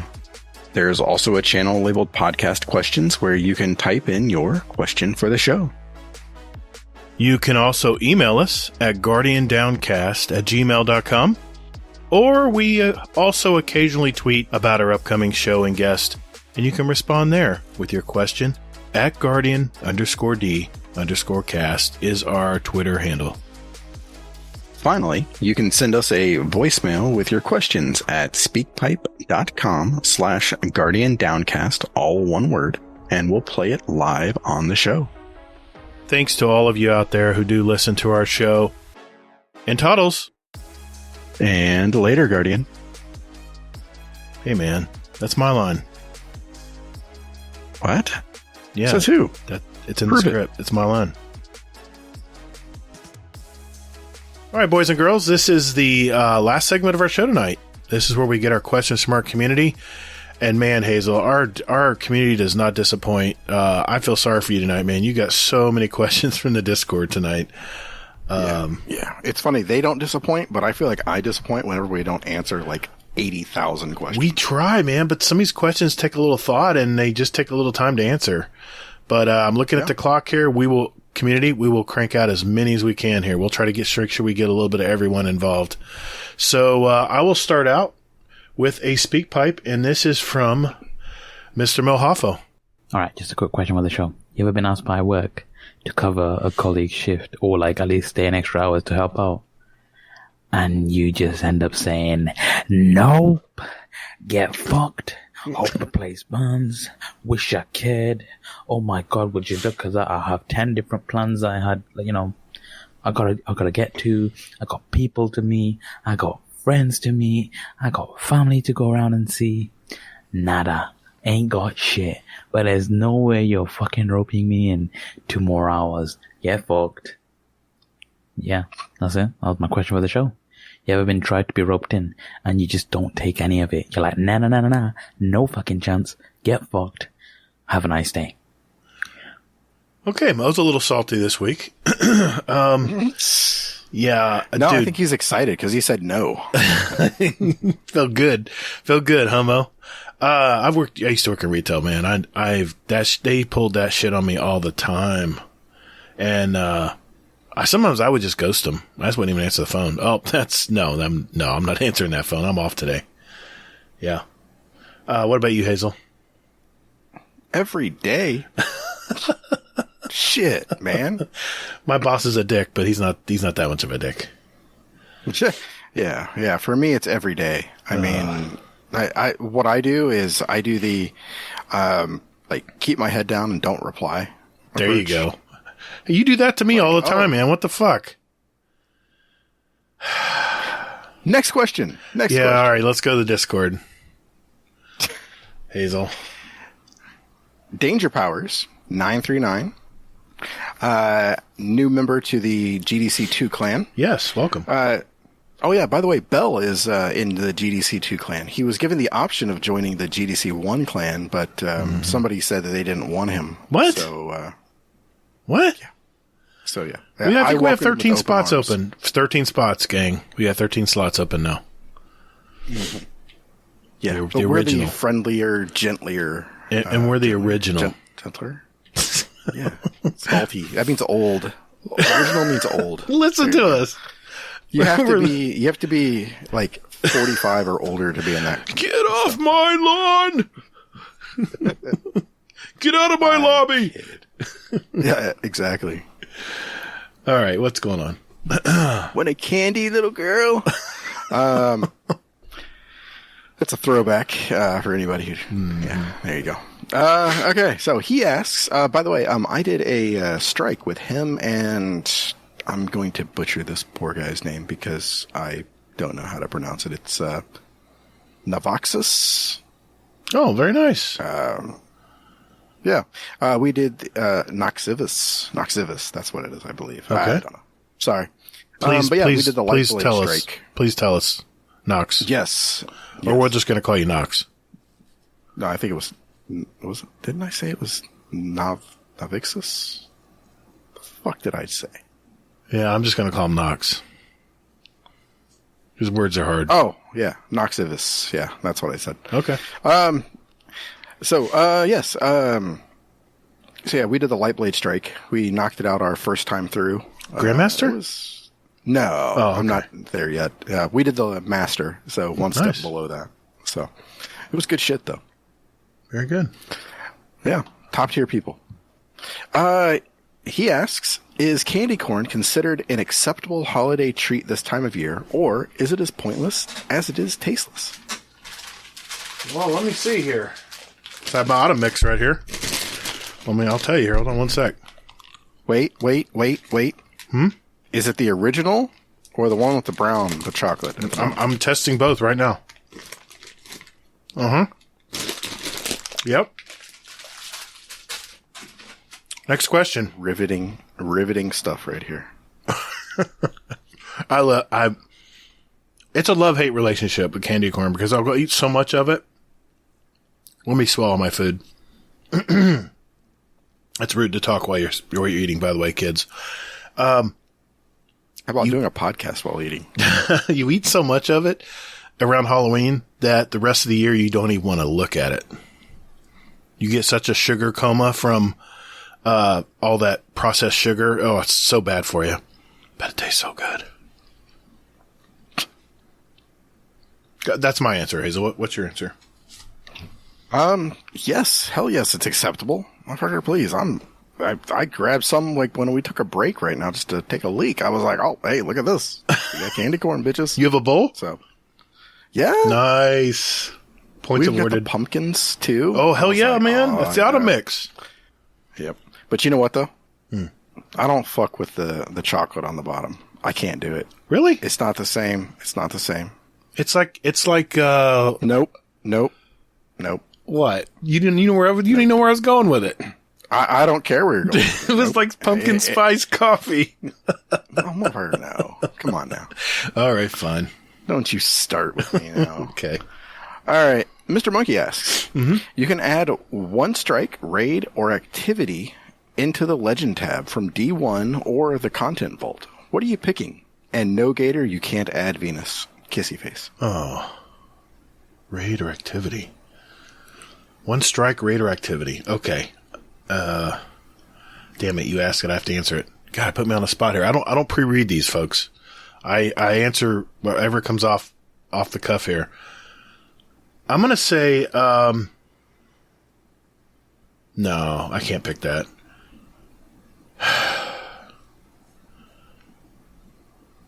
Alright, fine. I'll add the Crota raid. As much as I hate the damn lamps, I'd still have fun playing it. Yeah, throw the Crota raid in there on the Legend tab for Destiny 1. I'm good with that. Forget there's no strike. There's no good strikes. They all suck. What? What? Name one. Oh my God. Name one. You can't remember them. What are you? Yeah. I hear you Googling. I heard the tabs. I am absolutely appalled. As he Googles. Uh-huh. What's your answer? You're looking it up. I know you are. I don't have Google in front of me. I am so appalled at you, man. You love Crota raids, man. Well, I do, but, I mean, strikes, though, man, that's the part where I'm like, whoa. Strikes used to be fun. You got Shield Brothers, you got those two brothers that would come, or the one at a time. Oh, Shield Brothers was fun. That was a fun one. Damn. That's Destiny. That's Destiny 2, though. No, it is Destiny 1. Not? That's Taken King. Shit. Okay. I'll give you that one. I liked the Wretched Eye, too. That was fun. Wretched Eye. I don't remember that one. The one where the scientist vandal guy, took the eye out of an ogre. Man. And the ogre was, chasing you around, slamming the ground. It was, during, Rise yeah. Lion. Yeah. Okay. I remember that one. And it must not have much impact. Asshat. And then you had all those shanks up top that came down and would shoot you and stuff. Okay. Yeah, I remember that one now. All right. Yeah. So, I would say both of those strikes. Yeah, Shield Brothers was a lot of fun. I love that one. Yeah. I mean, yeah, that's what I would pick. I remember soloing it, the Nightfall. I remember soloing that one. And there was a place you could go where you couldn't land the mortars on you. You could just sit there and just bam, bam, bam, just knock him down. But as soon as his brother came out, it was all bets were off. You were running like a madman. Anyway. Yeah, okay. Yep. Okay, I'll accept those answers. Okay. Average D2 player asks, how do we feel about destination materials going away? Jeez. Do we think this is something long overdue? And then, I'll go with that. So is this something long overdue? I guess so. I already said my piece. I mean, I'm okay with it. Just because it makes it easier for new players. Do you think this is long overdue, though? I mean, it almost feels like, if you include Devrim and Failsafe, it's almost like they're cutting the last part of Destiny 2 out of the game before they move on. So, okay. Show me what you're going to do with it instead, Bungie. Well, they're not cutting the last part of Destiny 2 out of it, man. Well, I mean, they pretty much are neutralizing those vendors. They're not going to offer anything. And the planetary materials go back to Destiny 1. They're getting a buff of some sort. Well, we'll see. Or, well, not a buff, but I mean, they're getting a rework of some sort. Yeah, you can actually buy the sunset weapons directly. You don't have to rank it up. That's the only buff. But other than that, I mean, other than the new players, who actually even talks to those people? My God. Who even talks to those people? Maybe to get bounties if I don't have my app open or something. Yeah. No, I don't ever go to them for anything, actually. So, yeah. So that's my answer. All right. Let's do one more. I got to speak pipe. Right. Oh, wait. Sorry. Average G player had a third part to his question here. Was the fact that Throne World and Leviathan materials counting towards rep rather than becoming something else added to your inventory a sign that this was in the works long before the latest TWAB? Could be. I like the fact that it offers rep. that gives you actually, instead of just collecting something, you're actually adding to to getting an Engram. I'm good with that. I like that new system. Yeah. What about you?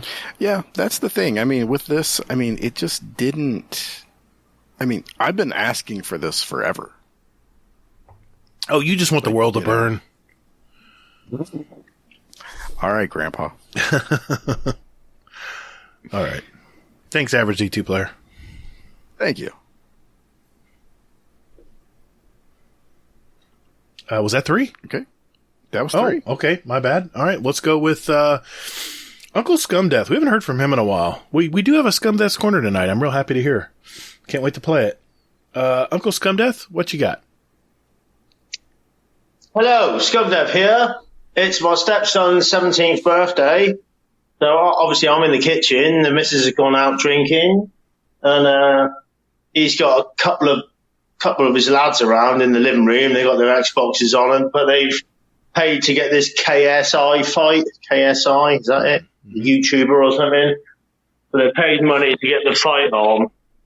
So I've just heard them going, so I walked in there and they're like, what's going on? It's like, oh yeah, somebody's won. I'm like, I'm not interested, but fucking hell, man, it stinks in there.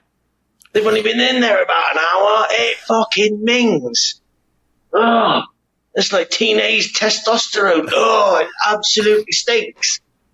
I was going to go in and watch a couple of fights with them, but no chance. It's minging in there. I bet they've all had showers as well. That's just the youth.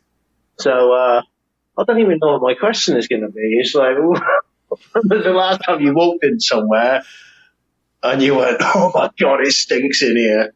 I don't even know why I come out with that. Anyway, never mind. Love you all. Take care and have showers regularly, kids. Love ya. What do you think, Hazel? That's good. Oh, hell, what? You don't deal with this, do you? Because you have a girl.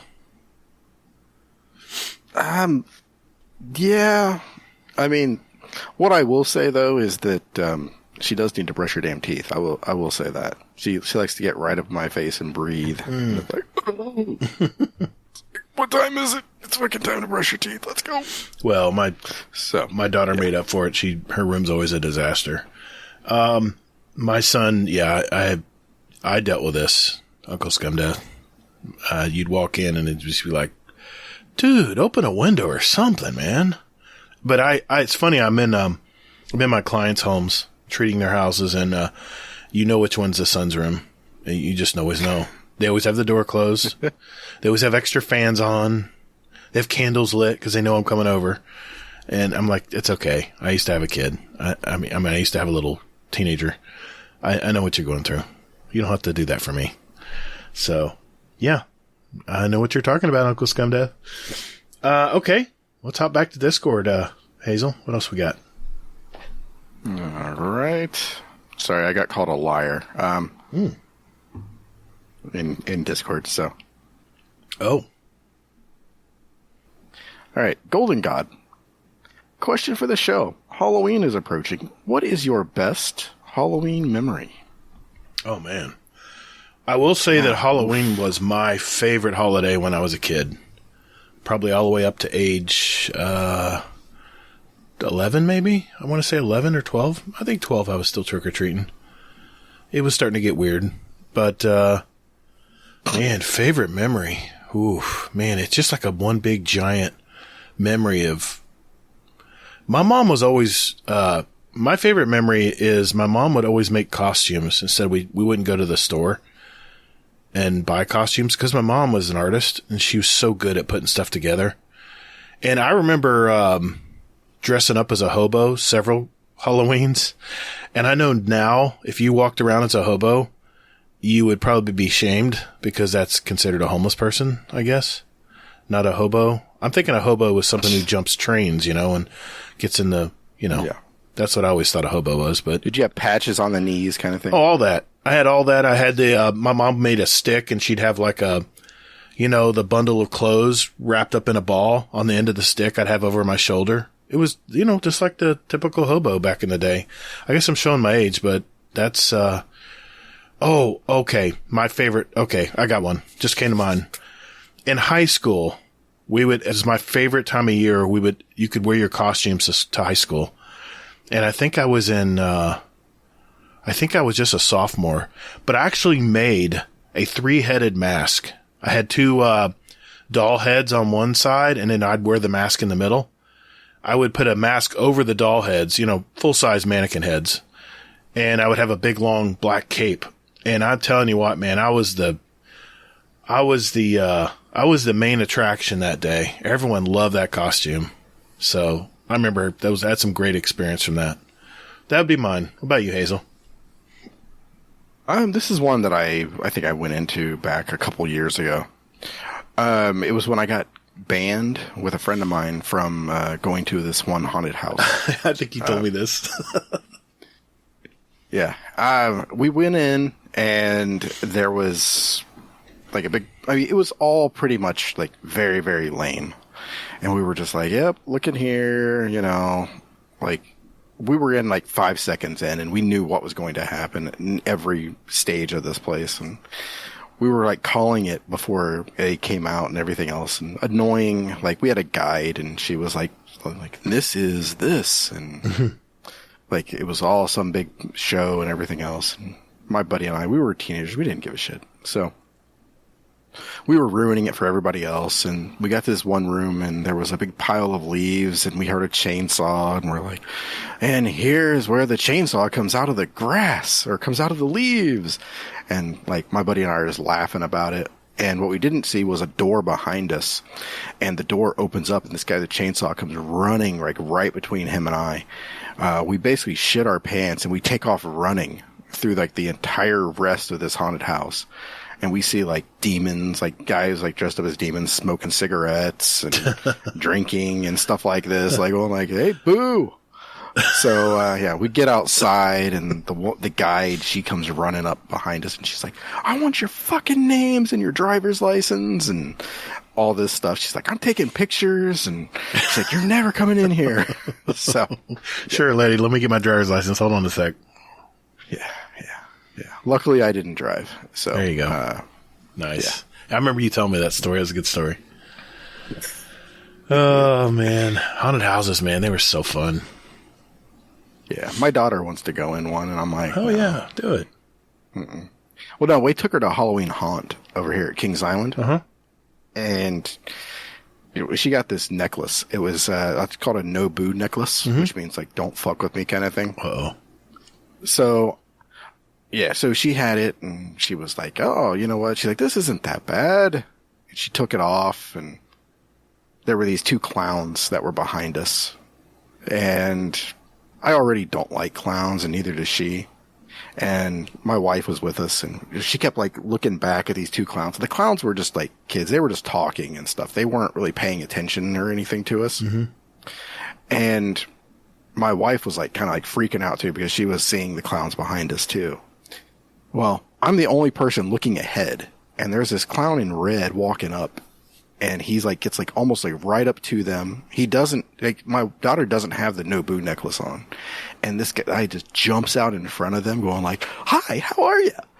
And they shit. They were just like, my daughter like starts like crying. No, no. Tasha, she like loses her stuff, and Addie's like, I demand the necklace now. So, yeah, I gave her the necklace, and she turned it on and everything else. She was lit up like a Christmas tree. I love it. And that's awesome. Like Tasha, like my wife, she gets like right up next to Addie too, going like, yeah, I'm with her. So, that's awesome. I was like, well, I'm like, that's your fault for not paying attention. I'm just going to call that out there. Yeah. So. Yeah, Halloween's good times. It is. Now that my kids are grown, I don't really do the trick-or-treating and stuff anymore. Yeah. It's not what it used to be, but that's okay. We'll have grandkids soon. Never know. I thought you were going to Halloween nights or something. I think my daughter wasn't going this year. I wanted to go. I was thinking about meeting Fat Blinsky's out there with his girlfriend, Queen Slayer, but I don't know if that's going to happen or not. I think I was talking to her about it, and she didn't know if she was going or not. Oh. Yeah. Yeah, I played with them. Yeah, they're. Oh yeah, we raided with them. No, I mean again. Oh, okay. Yeah. Yeah, good people. Next question is... Here we are. Average D2 player asks, question for the show, will Rodimus ever be a happy prime? No. I don't think so. Probably not. He's kind of sunken into his role. He's diehard into it now. Yeah, he's an unhappy bastard. Too many channels. Yeah, that's our fault, though. Probably. Yeah. Oh, well. I think we should add a channel just for that. What do you want to add? How about a 4 Rodimus channel? Oh, yeah. How about we add 4 Rodimus channels? Oh, man. That might be pushing it. Yeah, maybe. Brittany will be happy. Yeah. Hades, the spooky pirate. Question for the show. How do you feel about cracking knuckles, neck, basically any joint? You, like me, and either it happens and feels amazing, or knuckles, it's semi-subconscious, or are you the people who can't stand it? Oh, I'm definitely the one that does it. Yeah. I crack my neck, I crack my knuckles, I crack my back, I crack my leg. I mean, everything. When you get old, everything cracks. So, yeah. Well, so is it subconscious when it does it, or just no? It's a no. Happens, or no, I get adjusted every 3 weeks for my chiropractor. I get adjusted I'm a believer, because when I'm out of there, my brother has all kinds of disc problems, and my sister has issues too, and I'm the only one that doesn't. And I still attribute it to the fact that I get my trainer a long time ago turned me onto it, and I've really never looked back. Because usually right on that 3, I've got arthritis in my lower back from a car accident, and my neck because of the same car accident. So I'll have those pains forever. So it's nice that he can relieve some of the tension off those joints. But all my disc, I've had X-rays. All my discs are in good shape.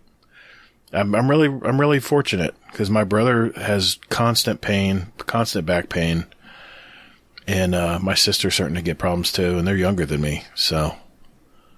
What about you? You knuckle cracker?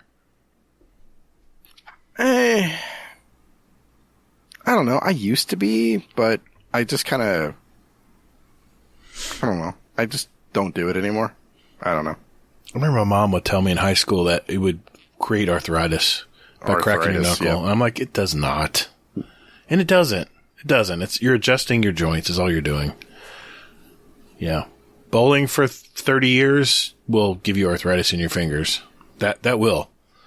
But I don't think cracking knuckles hurts. I still do it. Yeah. Yeah. Don't forget you can bang knuckles too. Well, I do that all the time when I'm playing Gambit. Okay. Knuckles. Speaking of the old man, let's see what Rodimus is up to this week. Hey guys, question for you. With the new season launch, has anyone else donned their pirate gear and got dressed and decided to plunder the booty in the game? Just wondering. Talk to you later. Toodles. Bye. No. I like pirates. I love the theme. I do. But like I said earlier, I just can't get into the blunderbuss looking guns and stuff. They just don't look real. Just, nah. Sorry. Party pooper here. I don't know. I mean, I don't mind it. I don't. It's a nice theme. I don't know. It's kind of playful, but yeah. Yeah. Like I said, I just think this season is the, hey, this is the more casual season. Have fun. And exactly.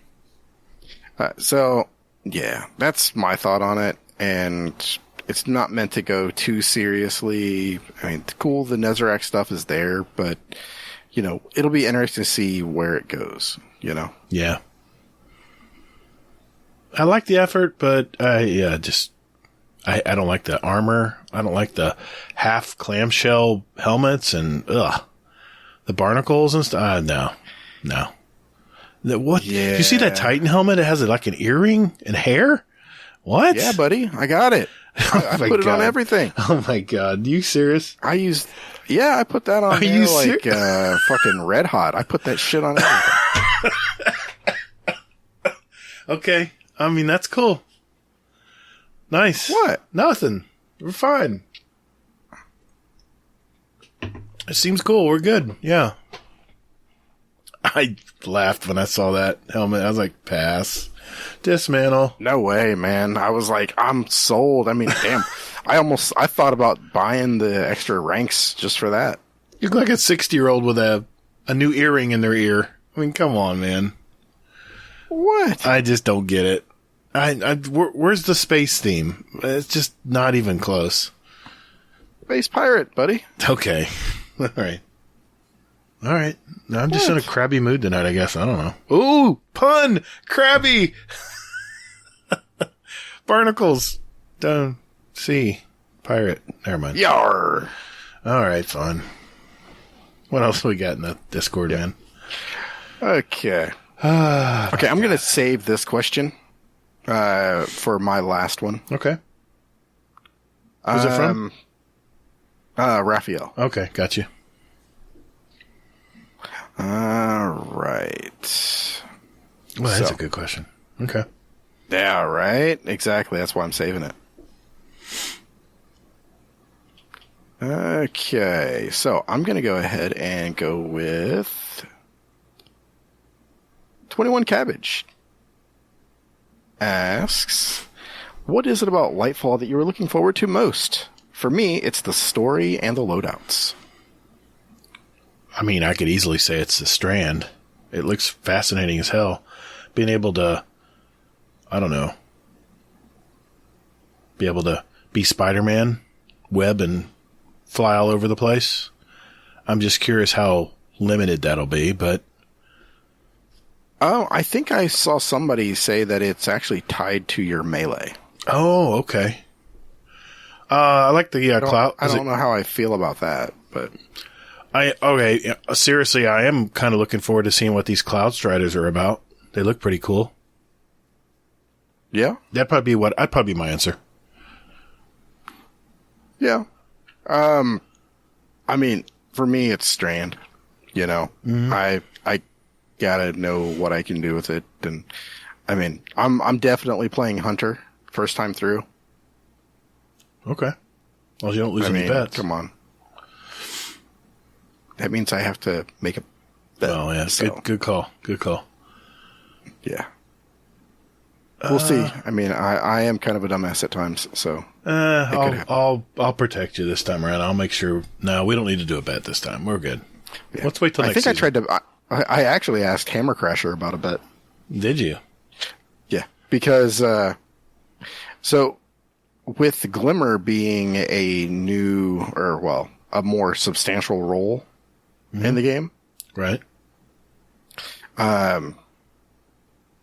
Hammer Crasher was like, "Well, hey, you know, like they should probably increase the cap on Glimmer, right?" And, you would think. Yeah. And Kingsley and I, we were both like, yeah, you know, they'll increase it to probably like 350,000. And I'm guessing he said, "You want to bet?" Well, no. He's like, "Well, I was thinking like 500,000." Oh. And I'm like, "No, like, yeah, that's wishful thinking right there." Okay, I like his sentiment there. That would be fun. Well, yeah, I mean, so do I, but I don't. I mean, you know, it was like what, like 150, and they raised it to 250. Yeah, it used to be nothing, man. It was like, wasn't it like 100,000? It was like really low. Was it 100 or 150? It was, yeah, it was something like stupid. I mean, you'd max out so quick in Glimmer, and then you'd have to feel like you had to spend it because you wanted to feel like you were collecting it again, you know? See, I never felt that way. I always do. I can tell. When my Glimmer's maxed out and I don't see that I'm getting Glimmer anymore, I'll head to the tower and figure out something I need to buy. It could be an upgrade module or something. No way in hell do I feel that way. I don't know if it's the ADHD. I don't know, but I'll tell you this, man. I have sat on 250,000 Glimmer for... that drive me crazy. No, I couldn't do that. Yeah. I've sat on 250,000 Glimmer for so long, man. I don't know. Yeah. I see streamers too. Just maxed out in Glimmer, and I'm like, dude, go to the tower and use some of that, will you? Quit making me look at that. You know what gets me about streamers? Oh no. I'm afraid to ask. I'm afraid well, you to mentioned ask. it, man. You brought it up. Oh, I did? Yeah. Talking about streamers and having 250,000 Glimmer on them. Yeah. But what gets me though, and I bet money that this probably drives you nuts, but whenever I watch Fallout play, he always has a full postmaster. Oh my god. And he just leaves his shit go. Oh my god. He's like, it's okay. It's like he's lost exotics. He's just what? Why? Yeah. Why Fallout? Why? He just doesn't need it. Oh my god. That would drive me crazy. Yeah. Yeah, man. I'm sure he gets a lot of quarterbacking in his chat too. Oh, man. yeah. You need to go get your stuff. Yep. You know what I think it is too? A lot of streamers, especially PvP streamers, don't want to go to the tower because it's downtime and they're afraid they're going to lose viewers. I swear viewers have to have something going on all the time. God forbid you take a break and go to the bathroom or something. It's funny. I watch True Vanguard. I like watching his PvP streams because he just has a good time. And it's a clean, his language is clean. He's, I don't know. I like the guy personally. But he'll leave to go to the bathroom and you'll watch the live numbers just start to go do, do, do, do, do. I'm like, that is so wrong. Streamers are humans. They got to be able to take a break and go use the bathroom or go grab some food or something. Now, don't eat in front of take your camera off if you're going to eat. I hate streamers who eat in front of their viewers. I don't like that. That's rude. But anyway, how do we get on that topic? I mean, oh well. Yeah. I mean, it was funny. So, I think there was I watched the Datto roasting Fallout's, Vault. Yeah. So I watched that and he's like, Datto like, oh yeah. Like, that happens and stuff like that about like the losing stuff. He's like, you know what I do though? He's like, when I'm off stream, I'll just go in and delete all the shit anyway. What? Oh my god. He's like, that way I don't get roasted on stream and nobody's a wiser and stuff like that. Oh, okay. I feel for streamers, hilarious. Man. It's a tough business. It's a tough job. I mean, I make a video, I release it out into the world. It's my little baby and you send it off and like, okay, I hope you do well. And then I'm working on the next video. These streamers, man, it's like hours and hours they have to be out. And I mean, I stream too. Don't get me wrong, but I stream for maybe 3-4 hours tops and I'm out. But the ones who stream all day, the full-time streamers on like Twitch and stuff, it's a tough job, man. I really feel for them. Because you're an entertainer. You have to keep everyone entertained. And for me, it's just like everyone's just hanging out. We're all just hanging out, right? Yeah. But with streamers, it's a full-time thing, man. It's a lot of work. I don't know how we got on that topic, but anyway. Whose turn was it? I lost track. Is it yours still? Go ahead. Yeah, I think mine. Yeah, go ahead. Okay. Let me see here. I want to get one from somebody that we haven't asked from because there's definitely some good questions. Technical. What was your favorite meta for raiding, D1 or D2? I really miss the sniper meta. I have several snipers sitting in my vault hoping it comes back one day. A close second was the iClose shoddy meta. I can still hear the sound of those of 6 of those things getting unloaded at Shirochi. My vault is full of old meta stuff I'm too afraid to delete. Just in case. Yeah, I haven't deleted mine either. And Destiny 1. Got all my good stuff over there. It was Coldheart. Was it Coldheart? What was the name of that regenerating sniper? I think it was called Coldheart. No, Icebreaker. Icebreaker. That was my meta, especially in Vault. We'd all sit in the back and just start shooting the boss. Remember that little glitch where you could sit back on the cliff and kill the Templar? Yeah, that was nice. Good times. That was, I use that in a lot of raids because it hits so hard and you never run out of ammo. Exactly. You use your primary weapon and kill all the ads, and then when it came to DPS, you had a full 6 ready to go. Yeah. Yep. Man, I hope they bring that back. They never will. No. I wish they did. They never will. No, they don't need to bring that back. Okay. What? No, I understand why. I want the world to burn in a respectful manner. Okay. Oh my God. Looking at these questions. Someone posted a picture of me running around the fields with a lollipop. Oh my God. Gator's Destiny. Sorry. I'm sorry. Sorry, listeners. I know you can't see this. But you can see it if you get in the Discord. Well, there you go. They're right there. Want to do another one, Hazel? Sure. What the hell? Why not? I'm going to go with this. Mr. Monkey, in or before the final shape, would you like to see us make a meaningful choice on if to side with the Witness or the Traveler? And if so, who's your choice? # Team Darkness. I like this. I was actually hoping we'd have Light and Dark Guardians eventually. I could have sworn this is what it was going to lead to, and it might still do it. But Mr. Monkey, I don't know. I think I would have to. Oh, I know what you're picking, but I have to agree. I'd probably pick the Darkness just to see what it was like, because we've been hanging around Zavala and everyone for so long. It'd kind of be cool to see what the other side, is offering. Like the dark side of the Force. I don't know. Yeah, I mean, I could see that. I guess. I could have sworn that's what you picked. I don't know. I think I need to be sold on which one to choose. Otherwise, I'm just gonna go my own route and go a rogue, and they can fuck off. Be an Iron Lord. Yeah.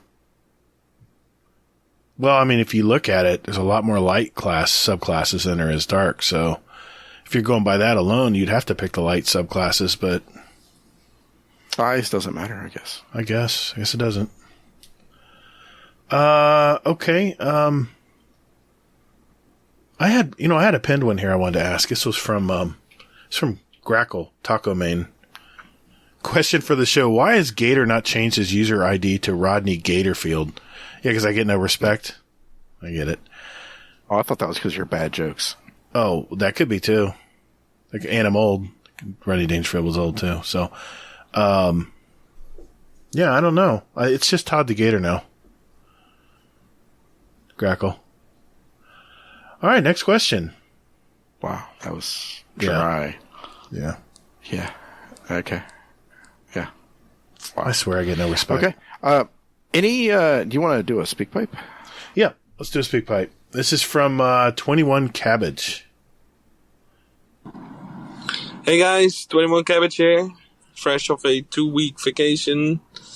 It was really a vacation. My boss basically said to me, well, your back's fucked and your mind's fucked, so why didn't you fuck off?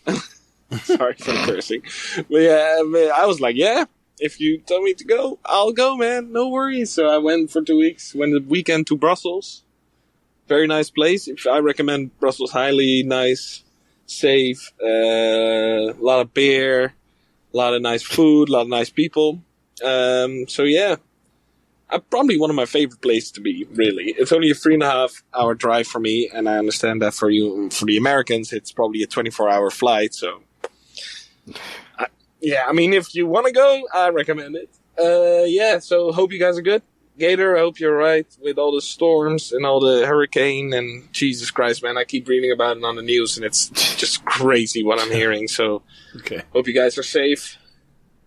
And yeah, to end this with a question, what's been your favorite vacation ever? All right, have a good one. Love you. Bye-bye. All right. I was wondering where that was going to go. He saved it with a question at the end. Okay. Thanks, 21 Cabbage. Hope you're doing well, buddy. Yeah, thank you. Favorite vacation, Hazel? Oh, boy. Man, I got stories. Man, favorite vacation. I don't know if it's my favorite, but the one that just popped into my memory here is with my grandma and my mom. We went to Hershey, Pennsylvania, and we drove. Oh. And it seemed to take forever. But it was just really cool. I mean, you know, because my grandma, well, you don't know, but my grandma died shortly after that. Like, maybe like a year or two after. Uh-huh. So, I mean, it was still just like a cool memory to have, like when she was still, you know, in better health and stuff like that. So, yeah, good memories. For me, it was my wife and I. I think it was I want to say our 15th wedding anniversary. We finally found a timeshare in London, well, south of London, and we stayed 10 days in England. I had a great time. I felt like I've lived there forever because the sun wasn't sweltering. Hell, we got to we were jet lagged. We got off the plane and we went to a local park, which they're everywhere. You go to the castles, there's just there's parks all around the castles. It's just really cool. And we just laid under a tree and just fell asleep. Yeah, our bags and everything right there. And yeah, it was a nice nap. And no bugs to worry about. No, it wasn't humid. It was beautiful. It was July. And it was beautiful out. It was beautiful weather. Nice gentle breeze. I was like, oh my God, I never want to leave. But I realized it gets cold there eventually. But it was nice in the summer. That would be my favorite vacation that I can remember right now. I have a lot of them, but especially family vacations. I have a lot of stories, but maybe we'll share that on another podcast one day. Okay. Thanks, 21 Cabbage. Looking at the clock here, Hazel, what do we got left in questions in the Discord? Do we have more we need to go through here? I know you wanted to finish on one. Yeah. So, I'll pick a couple here and then, okay. We'll go out with my speak pipe or go out with your question and then we'll go out with my speak pipe. Yeah. I like it. Sounds good. Okay. That's a terrible question, Hades. Man, why would you do that? Well, here's one that we kind of answered already. Average D2 player asked, what's the one thing that has been removed from Destiny that you would love to see return?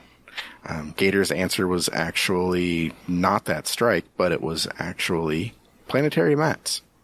Yep, that was it. That's going to be the title. Where's my planetary materials? Oh, God. Damn. We've asked a lot of questions. I think we have. We've gotten through a lot of them tonight. I'm impressed. I'm looking for thumbs. I don't see any. Well, except that terrible one from Hades. Yeah. Asshat. Average D2 player asks, question for the show. Seems like the latest discussion when it comes to the community is weapon crafting. People feeling like enhanced perks are making adept weapons irrelevant. Is this something that you agree with? I have, he has follow-up. Okay, of course. I have two thoughts on this. I mean, I do not think it affects adept weapons because adept weapons have different perks. They have, enhanced perks on things that you can't get with some, crafted weapons, but I love the weapon crafting. This is one of my main goals playing Destiny now. It keeps me playing all the time is, all right, what weapon are we going to work on next? What patterns do we need to get? All right, let's go do it. Whatever we need to do to get the red bars. Like I want to get some battlers. So I'm jumping into Dares of Eternity. I don't want to, but that's where the weapons are. So, I think it's a good thing, man. And then another side of me thinks, yeah, why go after the higher level adept weapons when you can just craft one to the way you want it? I can see both sides of the equation here, but I'm leaning definitely towards keeping weapon crafting alive. I love it. It's the greatest thing. That's my answer. What's yours? Yeah.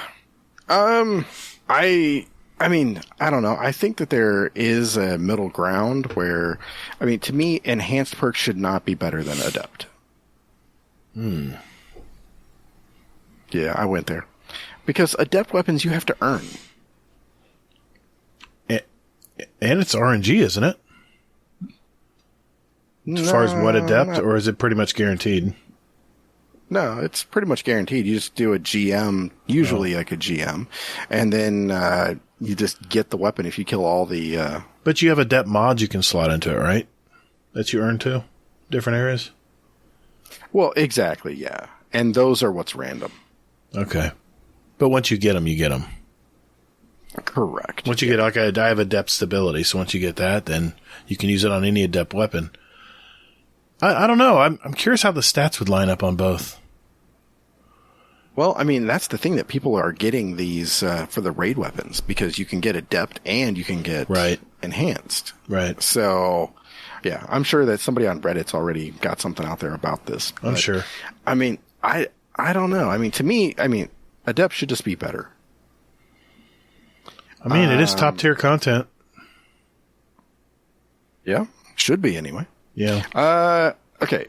Do you think crafting could do with a rework to make adepts great again? I mean, I'm very biased here. No, don't touch it. I love the crafting system as it is. Don't touch my weapon crafting. Thank you. Yeah. Do adepts need special perks that can only be on an adept role? Yeah, absolutely. Do that. That'll differentiate it. Give them perks that you can't get in weapon crafting. What about crafting adept weapons? Well, I mean, yeah. Holy shit. Can you imagine that? Well, I mean, would they make you get adept patterns? Yeah. That would be a lot of work. It'd be worth it, though, if it made it strong enough. Yep. There'd be people doing it. You give them the carrot, they'll do it. I don't think Bungie would do it, though. Bungie is more about, fairness, and they don't want some weapon to be so overpowered that it's locked behind top-tier content. I'm a little confused with Bungie right now. I thought they would eventually just draw everything into weapon crafting, and then everyone can work on whatever weapon they want. Think of the content there. Think of the content loop. Think of how much time people would spend crafting their favorite weapons that they like, whether they either look good or perform well or whatever. And the fact that when metas change, you can change up the enhanced perks on them to adjust. It's such a great system. But yet they still have this random, excuse me, they still have this randomized drop system too. And then they have this adept system that, drops. So I'm confused where Bungie's going to go with this. Are they just going to continue to toe the line and just have all three? Or are they eventually going to pick a lane and just head down it? I know we've had this argument before. You like the RNG fact, and that people will play, strikes and stuff if they know that they're going to get an RNG certain weapon, Mm-hmm. Where I'm more like, give me the path, tell me what I need to do, and let me craft it the way I want, and it'll be my gun. See, in Call of Duty and Battlefield, that's the first thing I would do. I would unlock everything on all the guns, and then I'd have all the guns maxed out, where they had all the attachments and all the traits and whatever you want to say. I'd have the FLIR scopes for my battlefield weapons, where I could see through the darkness and shoot people that are hiding behind a door and stuff. It was so cool. But it took a lot of work. It was a lot of grind. But I tell you what, that is what drove me to play Battlefield for so long, was getting all those gun unlocks. And if I have to do that, to get the unlocks on the crafted weapons, I think that's the right direction for Bungie. But some people don't think so. Yeah. I just wish they'd pick a lane, I guess. Yeah. I've got a question for you. Yeah. So, Paul Tassi. I will get bored, have nothing better to do at work, so I'll watch a video of his. Mm-hmm. And I watched one. Oh, I think I know the one. And do you know what he said the end game is right now? I'm trying to remember what he said. What is it? Crafting. It kind of is. I mean, I've done the story. I don't want to do any more catch crashes. I don't really care about the titles. So what is there left to do? It's to craft weapons. That's what everyone's chasing. Everyone's chasing those red bars, right? No. I'm not. Crafting is not that big of a deal to me. Really? Like, he's crafting weapons that he knows good and damn well he's never going to use. He even said that. Well, I have so many weapons that I do want to use that I still need to craft because I don't play, 8 hours a day, 40 hours a week. So I think people will be able to pick and choose what weapons they want to craft as soon as they get the red bars and they target farm those red bars to get them. And if you don't want to, then you don't have to. You can still get your RNG drops. Maybe that's why Bungie has left it the way it is. Maybe the population is split on what they think they want to do or what they care to do. It just comes down to different players. And I mean, they have players like myself that just don't interact with the system at all, basically. I mean, I'm doing it now just because I'm trying to knock out like the 3 whatevers. For the material to up your tree, right? Yeah. Yeah. Exactly. And it's like that's the only reason why I'm doing it. Right. Someone told me you can dismantle the gun and recraft it and it counts. Yeah. Exactly. Pretty pathetic when you have to do that, to be honest. I mean, I just think it's a stupid bounty or quest, whatever you want to call it. I think it's stupid. I mean, you can cheese it. I mean, it's not. But why? Why should you have to cheese it? Give us something that we're going to play naturally. Some people don't craft weapons. And my God, it's 3. They have to be 3 of the new seasonal weapons, right? You can't just craft any weapon? Nope. That 3 seasonal. sucks. And then the other one is, the other thing is you have to get 3 of them to level 10. 10. Yeah. That's going to take some time.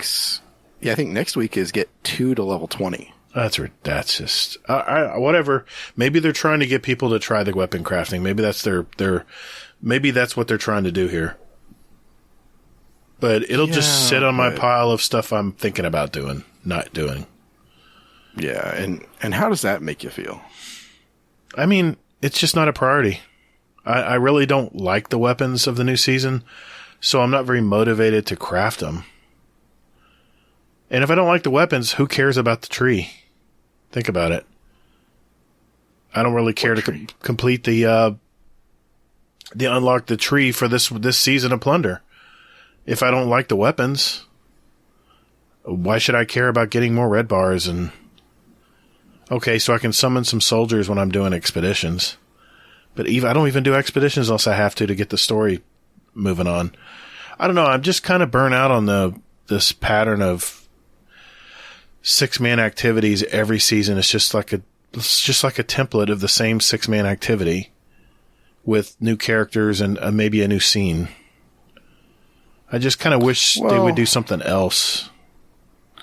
Yeah, I mean, that is a thing that's going around right now where people are like saying that the season is sort of like the seasonal model is getting old. They've done it for a long time now. A lot of seasons. Maybe it's time to try something new. Yeah, I don't know. It's an interesting thought, though. It's a deep thought. I mean, it takes a lot of thought to drill down into this subject, but I don't know. I sit there and complain about it, but I don't have any ideas on what they can do. So I'm sure they're thinking the same thing. Well, what can we do to keep players together and doing stuff and activities? I don't know. I like the expedition, throwing the treasure on the collector and stuff. That was fun. And it's quick. It takes 15 minutes to do it? It's not too bad. Yeah, but that's the thing though, when it's quick, you don't care. Well, let's face it, why do we do strikes? We don't care about the strike, we just want to get to the end. That's why everybody speed runs them. I don't know. Destiny needs a facelift. Destiny needs to shed the old skin and come out with some new concepts, because they are definitely tired. I don't know about that, man. We need another Forsaken. Forsaken shook everything up. There were all kinds of new ways to do stuff. I think we need another Forsaken. I may be just talking out of my ass. I don't know. I'm fading, but who knows? I mean, just throwing it out there. I mean, of course. I mean, but not everything can be Forsaken. I know. I realize that, but I think we're due for one, don't you think? We're due for a shakeup. What kind of shakeup? That's just it. That's what Bungie's job is to shake it up. That's why they get paid the big bucks. 'Cause I don't know how. You're like, I just want what I want. I don't like it. Yeah, exactly. Okay. I thought like your generation was supposed to be the suck it up generation that was like, hey, just do it and that kind of thing. I thought are you Gen part Xers? millennial? I'm Gen X. I know. I'm not a millennial. Just asking, no, I'm not. I'm not going there. Are you sure? You seem mighty entitled, and I don't know. You're a millennial. You answer that for me, millennial. I don't know, but oddly enough, though, I'm thinking I'm more Gen X than you. Well, there you go. Oh. Welcome to the club. All right. I don't know. I mean, we've gone down this loop before, but I just think they're due, man. They're due to, if they want to continue to do this game beyond the 10-year period, then they're going to need to shake things up. Maybe they're just going to leave it this way until the Light and Dark saga is over. Maybe they're just waiting for that to pass, and then they'll shake it up with something new. I don't know. Yeah. Could be. It's hard to say. Yep. Okay. All right. So, last question here. Okay. We have from Raphael, 9199. Welcome. Yeah. He asks, what is something or some things that you would change about the show or Discord? I know y'all just had the questionnaire out, so I figured I'd ask you guys about it. Yeah. Just for everyone's information here, I was bored one day and I said, you know what? We have not, I know you're the survey guy, but I said, you know what? I have Survey Monkey as well. I said, we're due to get some feedback. We've been doing this show for over 3 years now, and let's see what people think. And, we had questions on, what would you change about the show? What do you think about the length of the show? Do you like the ad breaks in the show? Are they entertaining, or are they just annoying? I don't know. All the little things that we try to do to shake things up in our show. And, I'll next week, I'm kind of giving it some time, letting people answer it. We think we've had 70 something people answer it so far. Oh my God. Nice. So, yeah. The problem is I don't have the monetized version of Survey Monkey. So I put an other answer in where people could write in. A lot of people did other, but it's not showing up, which I'm irritated. See, that's the reason why I was like, I wish you would have let me know before I didn't think this. about it. Yeah, I didn't think about that until it was after it really yeah. made. We'll do another one. I got the paid version, and Yeah. I don't. Yeah. Yeah. I started looking at the pricing on that. I was like, my God, man, I just want to do a simple questionnaire here, And, Yep. Yeah, you'll need to let me know what you paid for that so I can reimburse you through the Patreon. Don't worry about that, man. Yeah.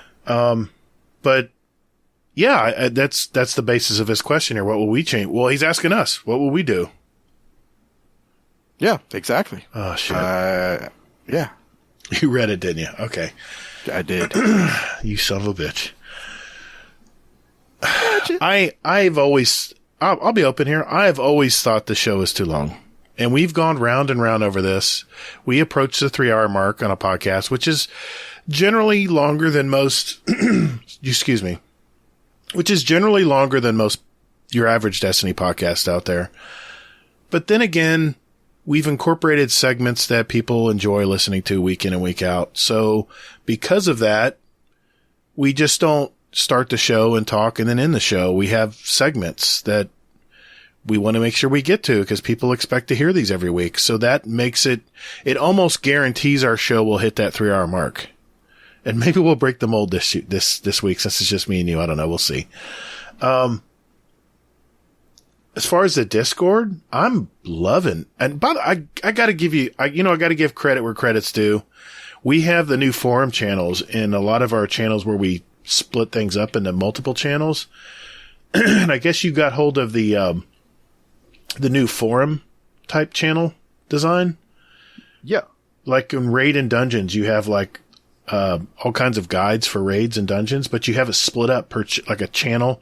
Like once you open up the raid and dungeon guide, it opens up to all the different kinds of guides depending on what you want to know about. I love that. And it keeps Rodimus at bay. Well, I also did it for the videos or for the entertainment stuff too. I was just going to say that. You did it for the entertainment instead of having a separate anime channel, which I didn't think we needed. You've instead broken it all up. So says the guy that doesn't watch it. No one was using it. They were just putting it in an entertainment channel. So the fact you broke that all up. Well, the fact that you broke it all up into one channel. The entertainment channel. I just like what we've been doing so far. I think we've been adapting to putting it in the anime, or when was somebody putting anime stuff in there? You guys would talk anime in the entertainment channel, movies and TV, which is now called Are You Not Entertained? Nice title. It's in there. Just keep coughing and clearing your throat. And try to make it up. My throat is itchy. But no, I like. My God, I love the fact that our Discord is everyone is supporting it very well, and we're able to do all kinds of cool things. Like we now have direct links to our Discord, discord.gg/GuardianDowncast. Shameless plug. But it's a lot of fun, man, and a lot of people, from what I've heard, are enjoying what we have, even though it seems to be a lot of channels. People pop into what they want to talk about, and there's a conversation that goes on. So as far as the Discord, I like the way it is. I like what we've been doing now. But that's my biggest reservation with the show is the fact that it's approaches 3 hours every week, and especially on an editing side, it's a lot of work. It takes a lot of time to make sure it's done right, and before I release it out. So, yeah. What about you, man? Oh man, I don't know. I mean, something I would change about it. I don't know. Let Hazel talk more? Nah, I'm good. You know. I don't know. I think it's what is it? What's the old adage? What is it? If it's not broke? Something like a man is never late. He arrives when he's supposed to, or something like that. Oh, okay. It's just one of those like funny things where it's like, it goes as long as it needs to. Yeah, that's what that's kind of been your argument. And I don't know. I get it though. I really do get it. Yeah. I mean, as a listener, it's a lot. 3-hour podcast is a long time. But then we have people who say, listen, I listen to it while I'm working all day. I love it. I love it every week. Yeah. Some people want it to be longer. And I'm like, really? You're on your own. Yeah, man. Yeah. It's like, I love you dearly, but that's a lot. I can only stand Gatr for 3 hours. That's it. That's my cutoff. Yeah, exactly. my liver lets me know otherwise. Yeah, exactly. Yeah. I've been real happy with what we've built over the years. Yeah, same. And it's just kind of morphed. I mean, it started out as a simple, terrible podcast, to be honest. And over the years, we've honed it and shaped it, and it is what it is, man. Hopefully you guys enjoy it. Yeah, exactly. And I mean, well, obviously somebody enjoys it somewhere because, hell, we have a Patreon. Yeah, we've got tons of people who, I've gotten all kinds of messages saying, man, you guys keep doing what you're doing. I have so many people telling me that. So yeah, thank you. That gives me juice. I can't believe that. I just can't believe that. You know, it's like, I never thought we'd be, no, I didn't. Well, still doing this. So really? Oh man. No, nothing against you. No, I just thought that, I know. like, well, we hit our one podcast out there, but yeah, I just thought that. I mean, like, most podcasts don't go this long. They don't, and they don't survive. Yeah. And I just thought that, you know, we'd do this for maybe a month or two, and then it would just see where it goes, fizzle out. Yeah, yeah. And I've been pleasantly surprised that we haven't fucked it up that much. Not too bad. Not too bad. I think we're at around 500, aren't we? Yeah. Whether it's a good show or a bad show. No, I kid. Okay, good question, Raphael. All right, I'm going to go out with this one. This one made me laugh, man. RushJet, you are a funny MFer, man. So here we go. Question for the show. What's up, guys? It's Rush. I'm going to be real. I'm late on getting caught up on episodes, so I had a little bit of downtime at work.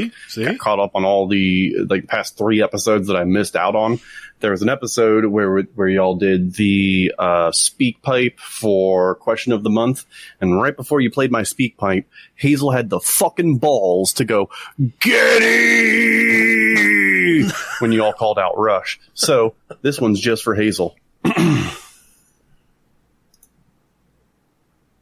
Today, Sam Sawyer, he gets high on you. The Spacian veins, he gets high on you. Rush, how do I say this? That was me, man. I'm the one that said Yeti. Yeah. Getty. I don't know who Getty is. No, Getty. Just kidding. Okay. I'm kidding. Okay, all right. I almost bought it. Don't tell all thumbs that, man. He'll be. Oof. Yeah, I know. I'd get some hate now. Great answer, RushJet. Thanks, buddy. Hope you're doing well. That was amazing. That was a good place to end it. That's a fun one to end on. Yes. Hey, everyone. If we didn't get to your question, don't worry. It's not going anywhere. It's right here where it belongs. It'll be in our box of questions for next week. And we'll have Admiral Nips here to help us answer them. So, hey, start throwing your questions to Admiral Nips, by the way.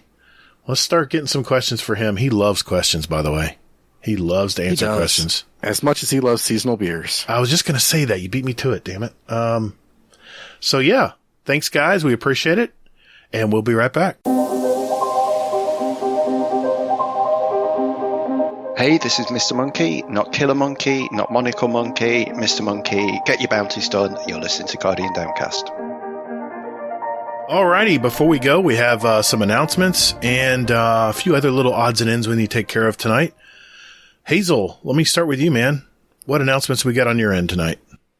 Okay, so one quick one here is that the next scrims that we set up is on Monday night. So when you are listening to this, it's going to be tonight. So feel free to join up, and if not, that's fine too. But it's not the same without you. I just want you to know that. Yep, exactly. They're a lot of fun. They're a lot of fun. I'll have bowling that night, so hopefully I'll make it in time. I'll try my best. No worries. So, that is everything there. I will be doing a raid night probably.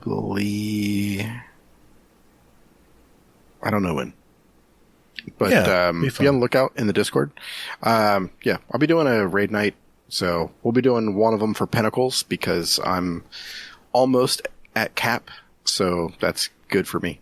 So how does that make you feel? The fact that almost being at cap? That you have to be at a certain level to get into the Grandmasters. Makes me feel fucking shitty, like I've always said. Okay. I was trying to poke the bear. Sorry. Oh, no. I've been there, done that. You agree. Okay. Gotcha. Yeah. It doesn't make any sense. Yeah. I mean, it's the only two things that make you have to have power is that and trials. Well, and master content. So, oh yeah, that's right. Yeah. It just doesn't make sense. Well, it's the only thing we have to worry about power for now, like you just said. Yeah, agreed. Sorry, I'm fading.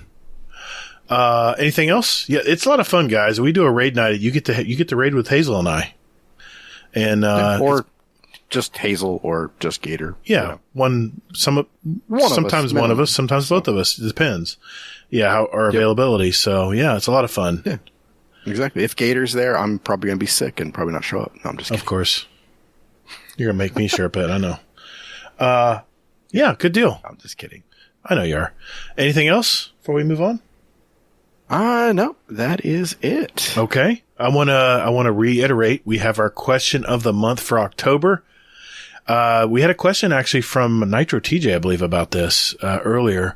And the question of the month is, do you have any tattoos of Destiny content? And if you do, what's the reason you had it done? Or is there a short story behind it? If you don't, what Destiny art would you want to put on in a tattoo and why? We'll need everyone's answers by Wednesday, October 26th. That's episode 171, which you might notice is 2 away from today. Hazel and I will play the answers from the speak pipes and include answers from our Discord as well in the drawing. You can send us a voicemail of your answer at speakpipe.com/guardiandowncast or enter your answers, like I said, in our Discord under the channel question for the month. And the question is posted in the top description of that channel if you want to reiterate what it might be. I'll have the links, of course, to our Discord and our SpeakPipe in our show description down there.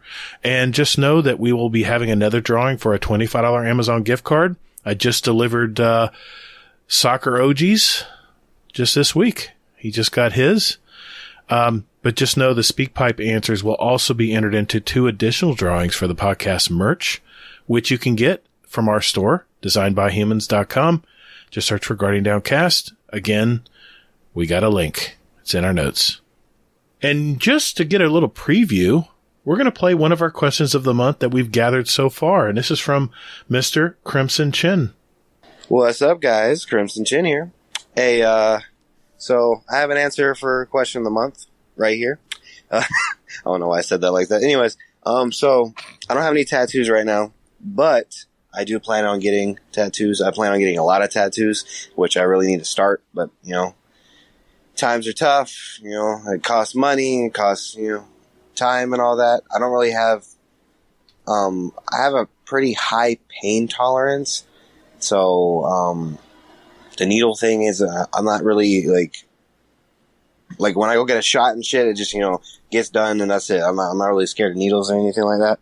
So I don't think that's the big problem. I just, haven't done it yet, but I need to because there's a lot of tattoos I want to get. There's a lot of tattoos I drew myself that I want to get on my body. Because I used to draw. I haven't done it in a long, long time. But yeah, so there's a lot of tattoos I've drawn that I want to get. But I did have a idea for Destiny. I want to either, my favorite class is Warlock. I am, go-to Warlock. Good man. I do like the Titan. The Hunter, it's alright. Oh, I agree. The only thing I like about Hunter is... Actually, I don't really like anything about Hunter. But anyways, so I would either get Warlock, on my arm, right? And then I would have him either drop the well, or throw a Nova Bomb at a wizard or something. Either that or that was just a quick idea. But I had another really good idea where you have all 3 classes, even though I don't like Hunter that much. You have all 3 classes, right? And they're standing there next to each other. Warlock is going to also be in the middle. But anyways, you have all 3 classes, and then under them, they transition into their special ability. So I was thinking of having one, have one be Void, one be Arc, one be Solar, but they'll transition into their ability. So the Warlock could do, if they do the Void, they can do the Nova Bomb or the Well or or anything like that, and then the Titan, I can't think of their moves right now. I don't know why. Sorry. But have them transition into whatever special move they have for that subclass. So just have them standing there and transition to that. I think that would be pretty cool. I would have to you'd have to figure out a way to really, merge it together. But I think it would be pretty cool. So, that's my answer for question of the month. Thank you guys, and keep up the good work, and have a good day. All right. Thanks to Crimson Chin. We appreciate it, buddy. Yeah, that's a good idea. I like that. That's a cool idea. It is. Yeah, I know. I'm like, oh, damn. I know Miss Gemma Rambetta, one of our past guests, has a warlock on her arm. She was showing a picture of it to us. Hope she's doing well, by the way. Hello, Gemma. Anyway, thank you, Crimson Chin. There's a preview of one of our questions for the month. If you have one, get it to us. Remember, if you throw it in a speak pipe like Crimson Chin did there, you'll be entered into 3 drawings total. So let's hear them. We can't wait to hear it. Hazel, we have yet another patron shout out tonight. This is amazing, man. We have another new patron member to announce. Average Destiny 2 player was just added as another one of our dungeon champions. Thank you, Average D2 player. Aww. Yeah, this is crazy. Yeah, I'm speechless. And that's a rare thing. Tell me about it. What was that? Huh? Nothing. You said something? No. I just want to give a shout out to our new updated list of dungeon champion patrons. That would be Scoot, the Scarlet KM, Oh Hey Redneck, the Crimson Chin, Technical, and Sauced Waffle, and now Average D2 player. And of course, our OG Raid Boss patrons. That would be Mr. Jealous Gaming and Frostbite. Thank you, boys. We appreciate it. And thank you, everyone, for giving back. Really appreciate it. A quick thank you. A quick thank you to all our patron members out there. You know who you are. Your giving back has really been generous, and Hazel and I thank you. The support goes right back into our community building with drawings and other improvements. And hopefully you're enjoying the bonus content we release. We do this podcast for the love of the game, and more importantly, for all of you that listen. So thank you. So if you received any value from our podcast today and are interested in giving back, just check out our Patreon. It's patreon.com/support Guardian Downcast. Our link is in our description right down there. And we have several different tiers, all kinds of little perks. And don't forget your patron perks and benefits for you out there. Make sure you use them. And our automatic perks, like our special badge in our Discord, and also a private Discord channel to chat in. No feet pics, please. Thank you. So thank you to all our awesome members. And just a quick announcement here for all you new patrons that just joined. We've had so many here. Remember to catch up on all your extra Patreon episodes. They're there waiting for you. So enjoy them.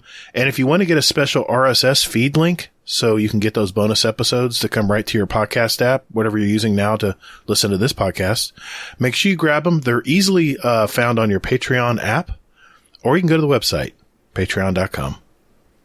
And it'll just automatically send them to you. It's great. It's a great thing. Great little extra thing to do. I just want to remind everyone that we do have another podcast called Playing Favorites. And we usually put it out bi-weekly, but thanks to Hurricane Ian, we're a little behind this time. Well, we're getting it out. We're working on it, guys. If you have a favorite, as Hazel would say, I bet there's a story behind it. Plus, Hazel and I end with one of our favorite stories from the month. Not Destiny related, more about entertainment, gaming, social media, pop culture, other realms like that. So check it out. Our next episode is due out to be soon, so just stay tuned. Well, Hazel, that is another episode in our collection, man. For those joining us, we have 168 other episodes from interviews from gamers all over our community, so take a look at those, especially if you're just finding out about us. And the one thing we do ask is if you like what you're hearing, do us a favor and tell a friend about us. Word of mouth is how we grow. So thanks. Hazel, where can people find you, sir? Hazel NT, anywhere and everywhere. And you can contact me via the Twitter. Damn, did I just say the Twitter? Oh my God. Yeah. I'm so old. It's at Todd the Gator. Remember, that's 2 D's and GATR. You can also find me on my YouTube channel. It is Todd the Gator, this very same way. And you can find me on PS4 and Steam the very same way. Well, before we leave, Hazel, we do have a Scumdeath's Corner tonight. So, Uncle Scumdeath, what is going on in the UK today, brother? Hello. Welcome to Scumdeath's Corner. Well, I got back on Tuesday from the studio. Been in the recording studio for 5 days, recording Warcraft's 5th album. It was a blast. The last time we recorded was about 3.5 years ago, and I wasn't in the right frame of mind. I wasn't really ready, so all the lads took about 3 hours to do their guitar parts and their bass guitar parts and the drums, and I took 8 hours to do my guitar parts. It was embarrassing, and every single practice since then has always made me think of that awful time I had last time in the recording studio. Just couldn't get it together. But this time I was properly prepared. Had my guitar set up properly, so it was all nicely tuned all the way up the fretboard, which I didn't do last time, which caused me a lot of trouble. So, so this was a beauty. Laid it down. We've put down 5 different guitar tracks between the 2 guitarists. So it's sounding heavy as fuck. This is the best thing we've ever recorded. And, it's just got to be sent off now to be mixed and mastered.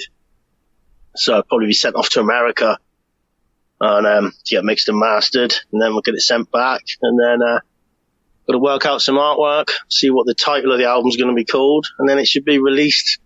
Well, I don't know, maybe February, maybe March. I'm not sure how long it's going to take. But yeah, so it's all recorded. It was a good laugh. 5 days away with the lads. It was in the middle of Wales. You can't get more central. A place called Welshpool. In the middle of nowhere. The nearest beer shop was 6 miles away. So I had to get a lift. Couldn't walk there. And what beautiful scenery. They had meerkats there in cages and stuff. That was fucking nice.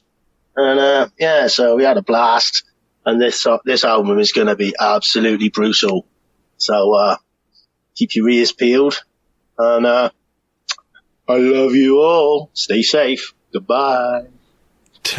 I wonder how he coped without having beer nearby. Yeah, really.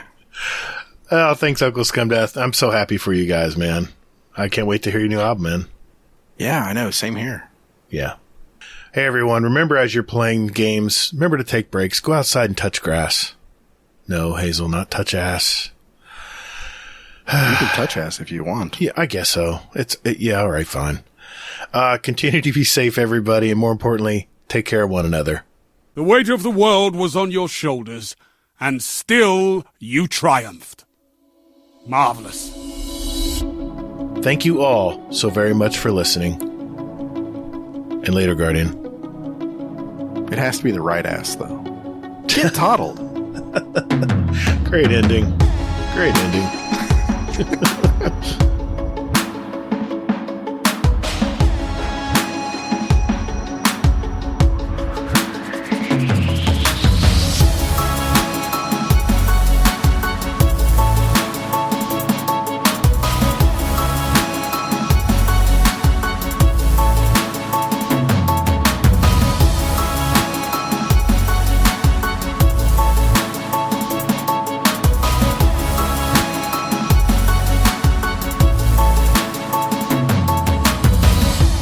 Canceled.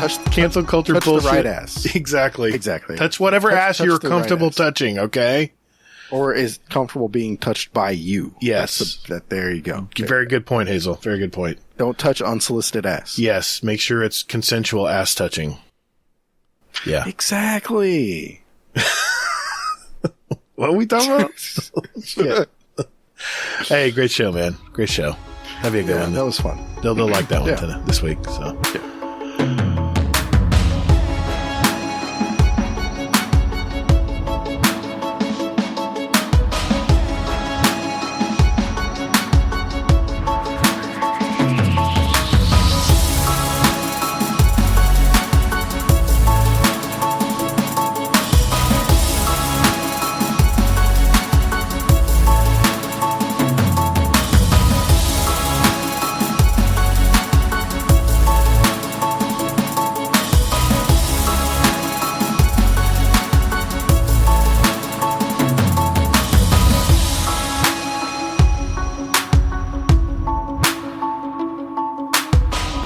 did notice is that I can't remember what it was. It was pretty much ho, ho, ho, hee, hee, hee.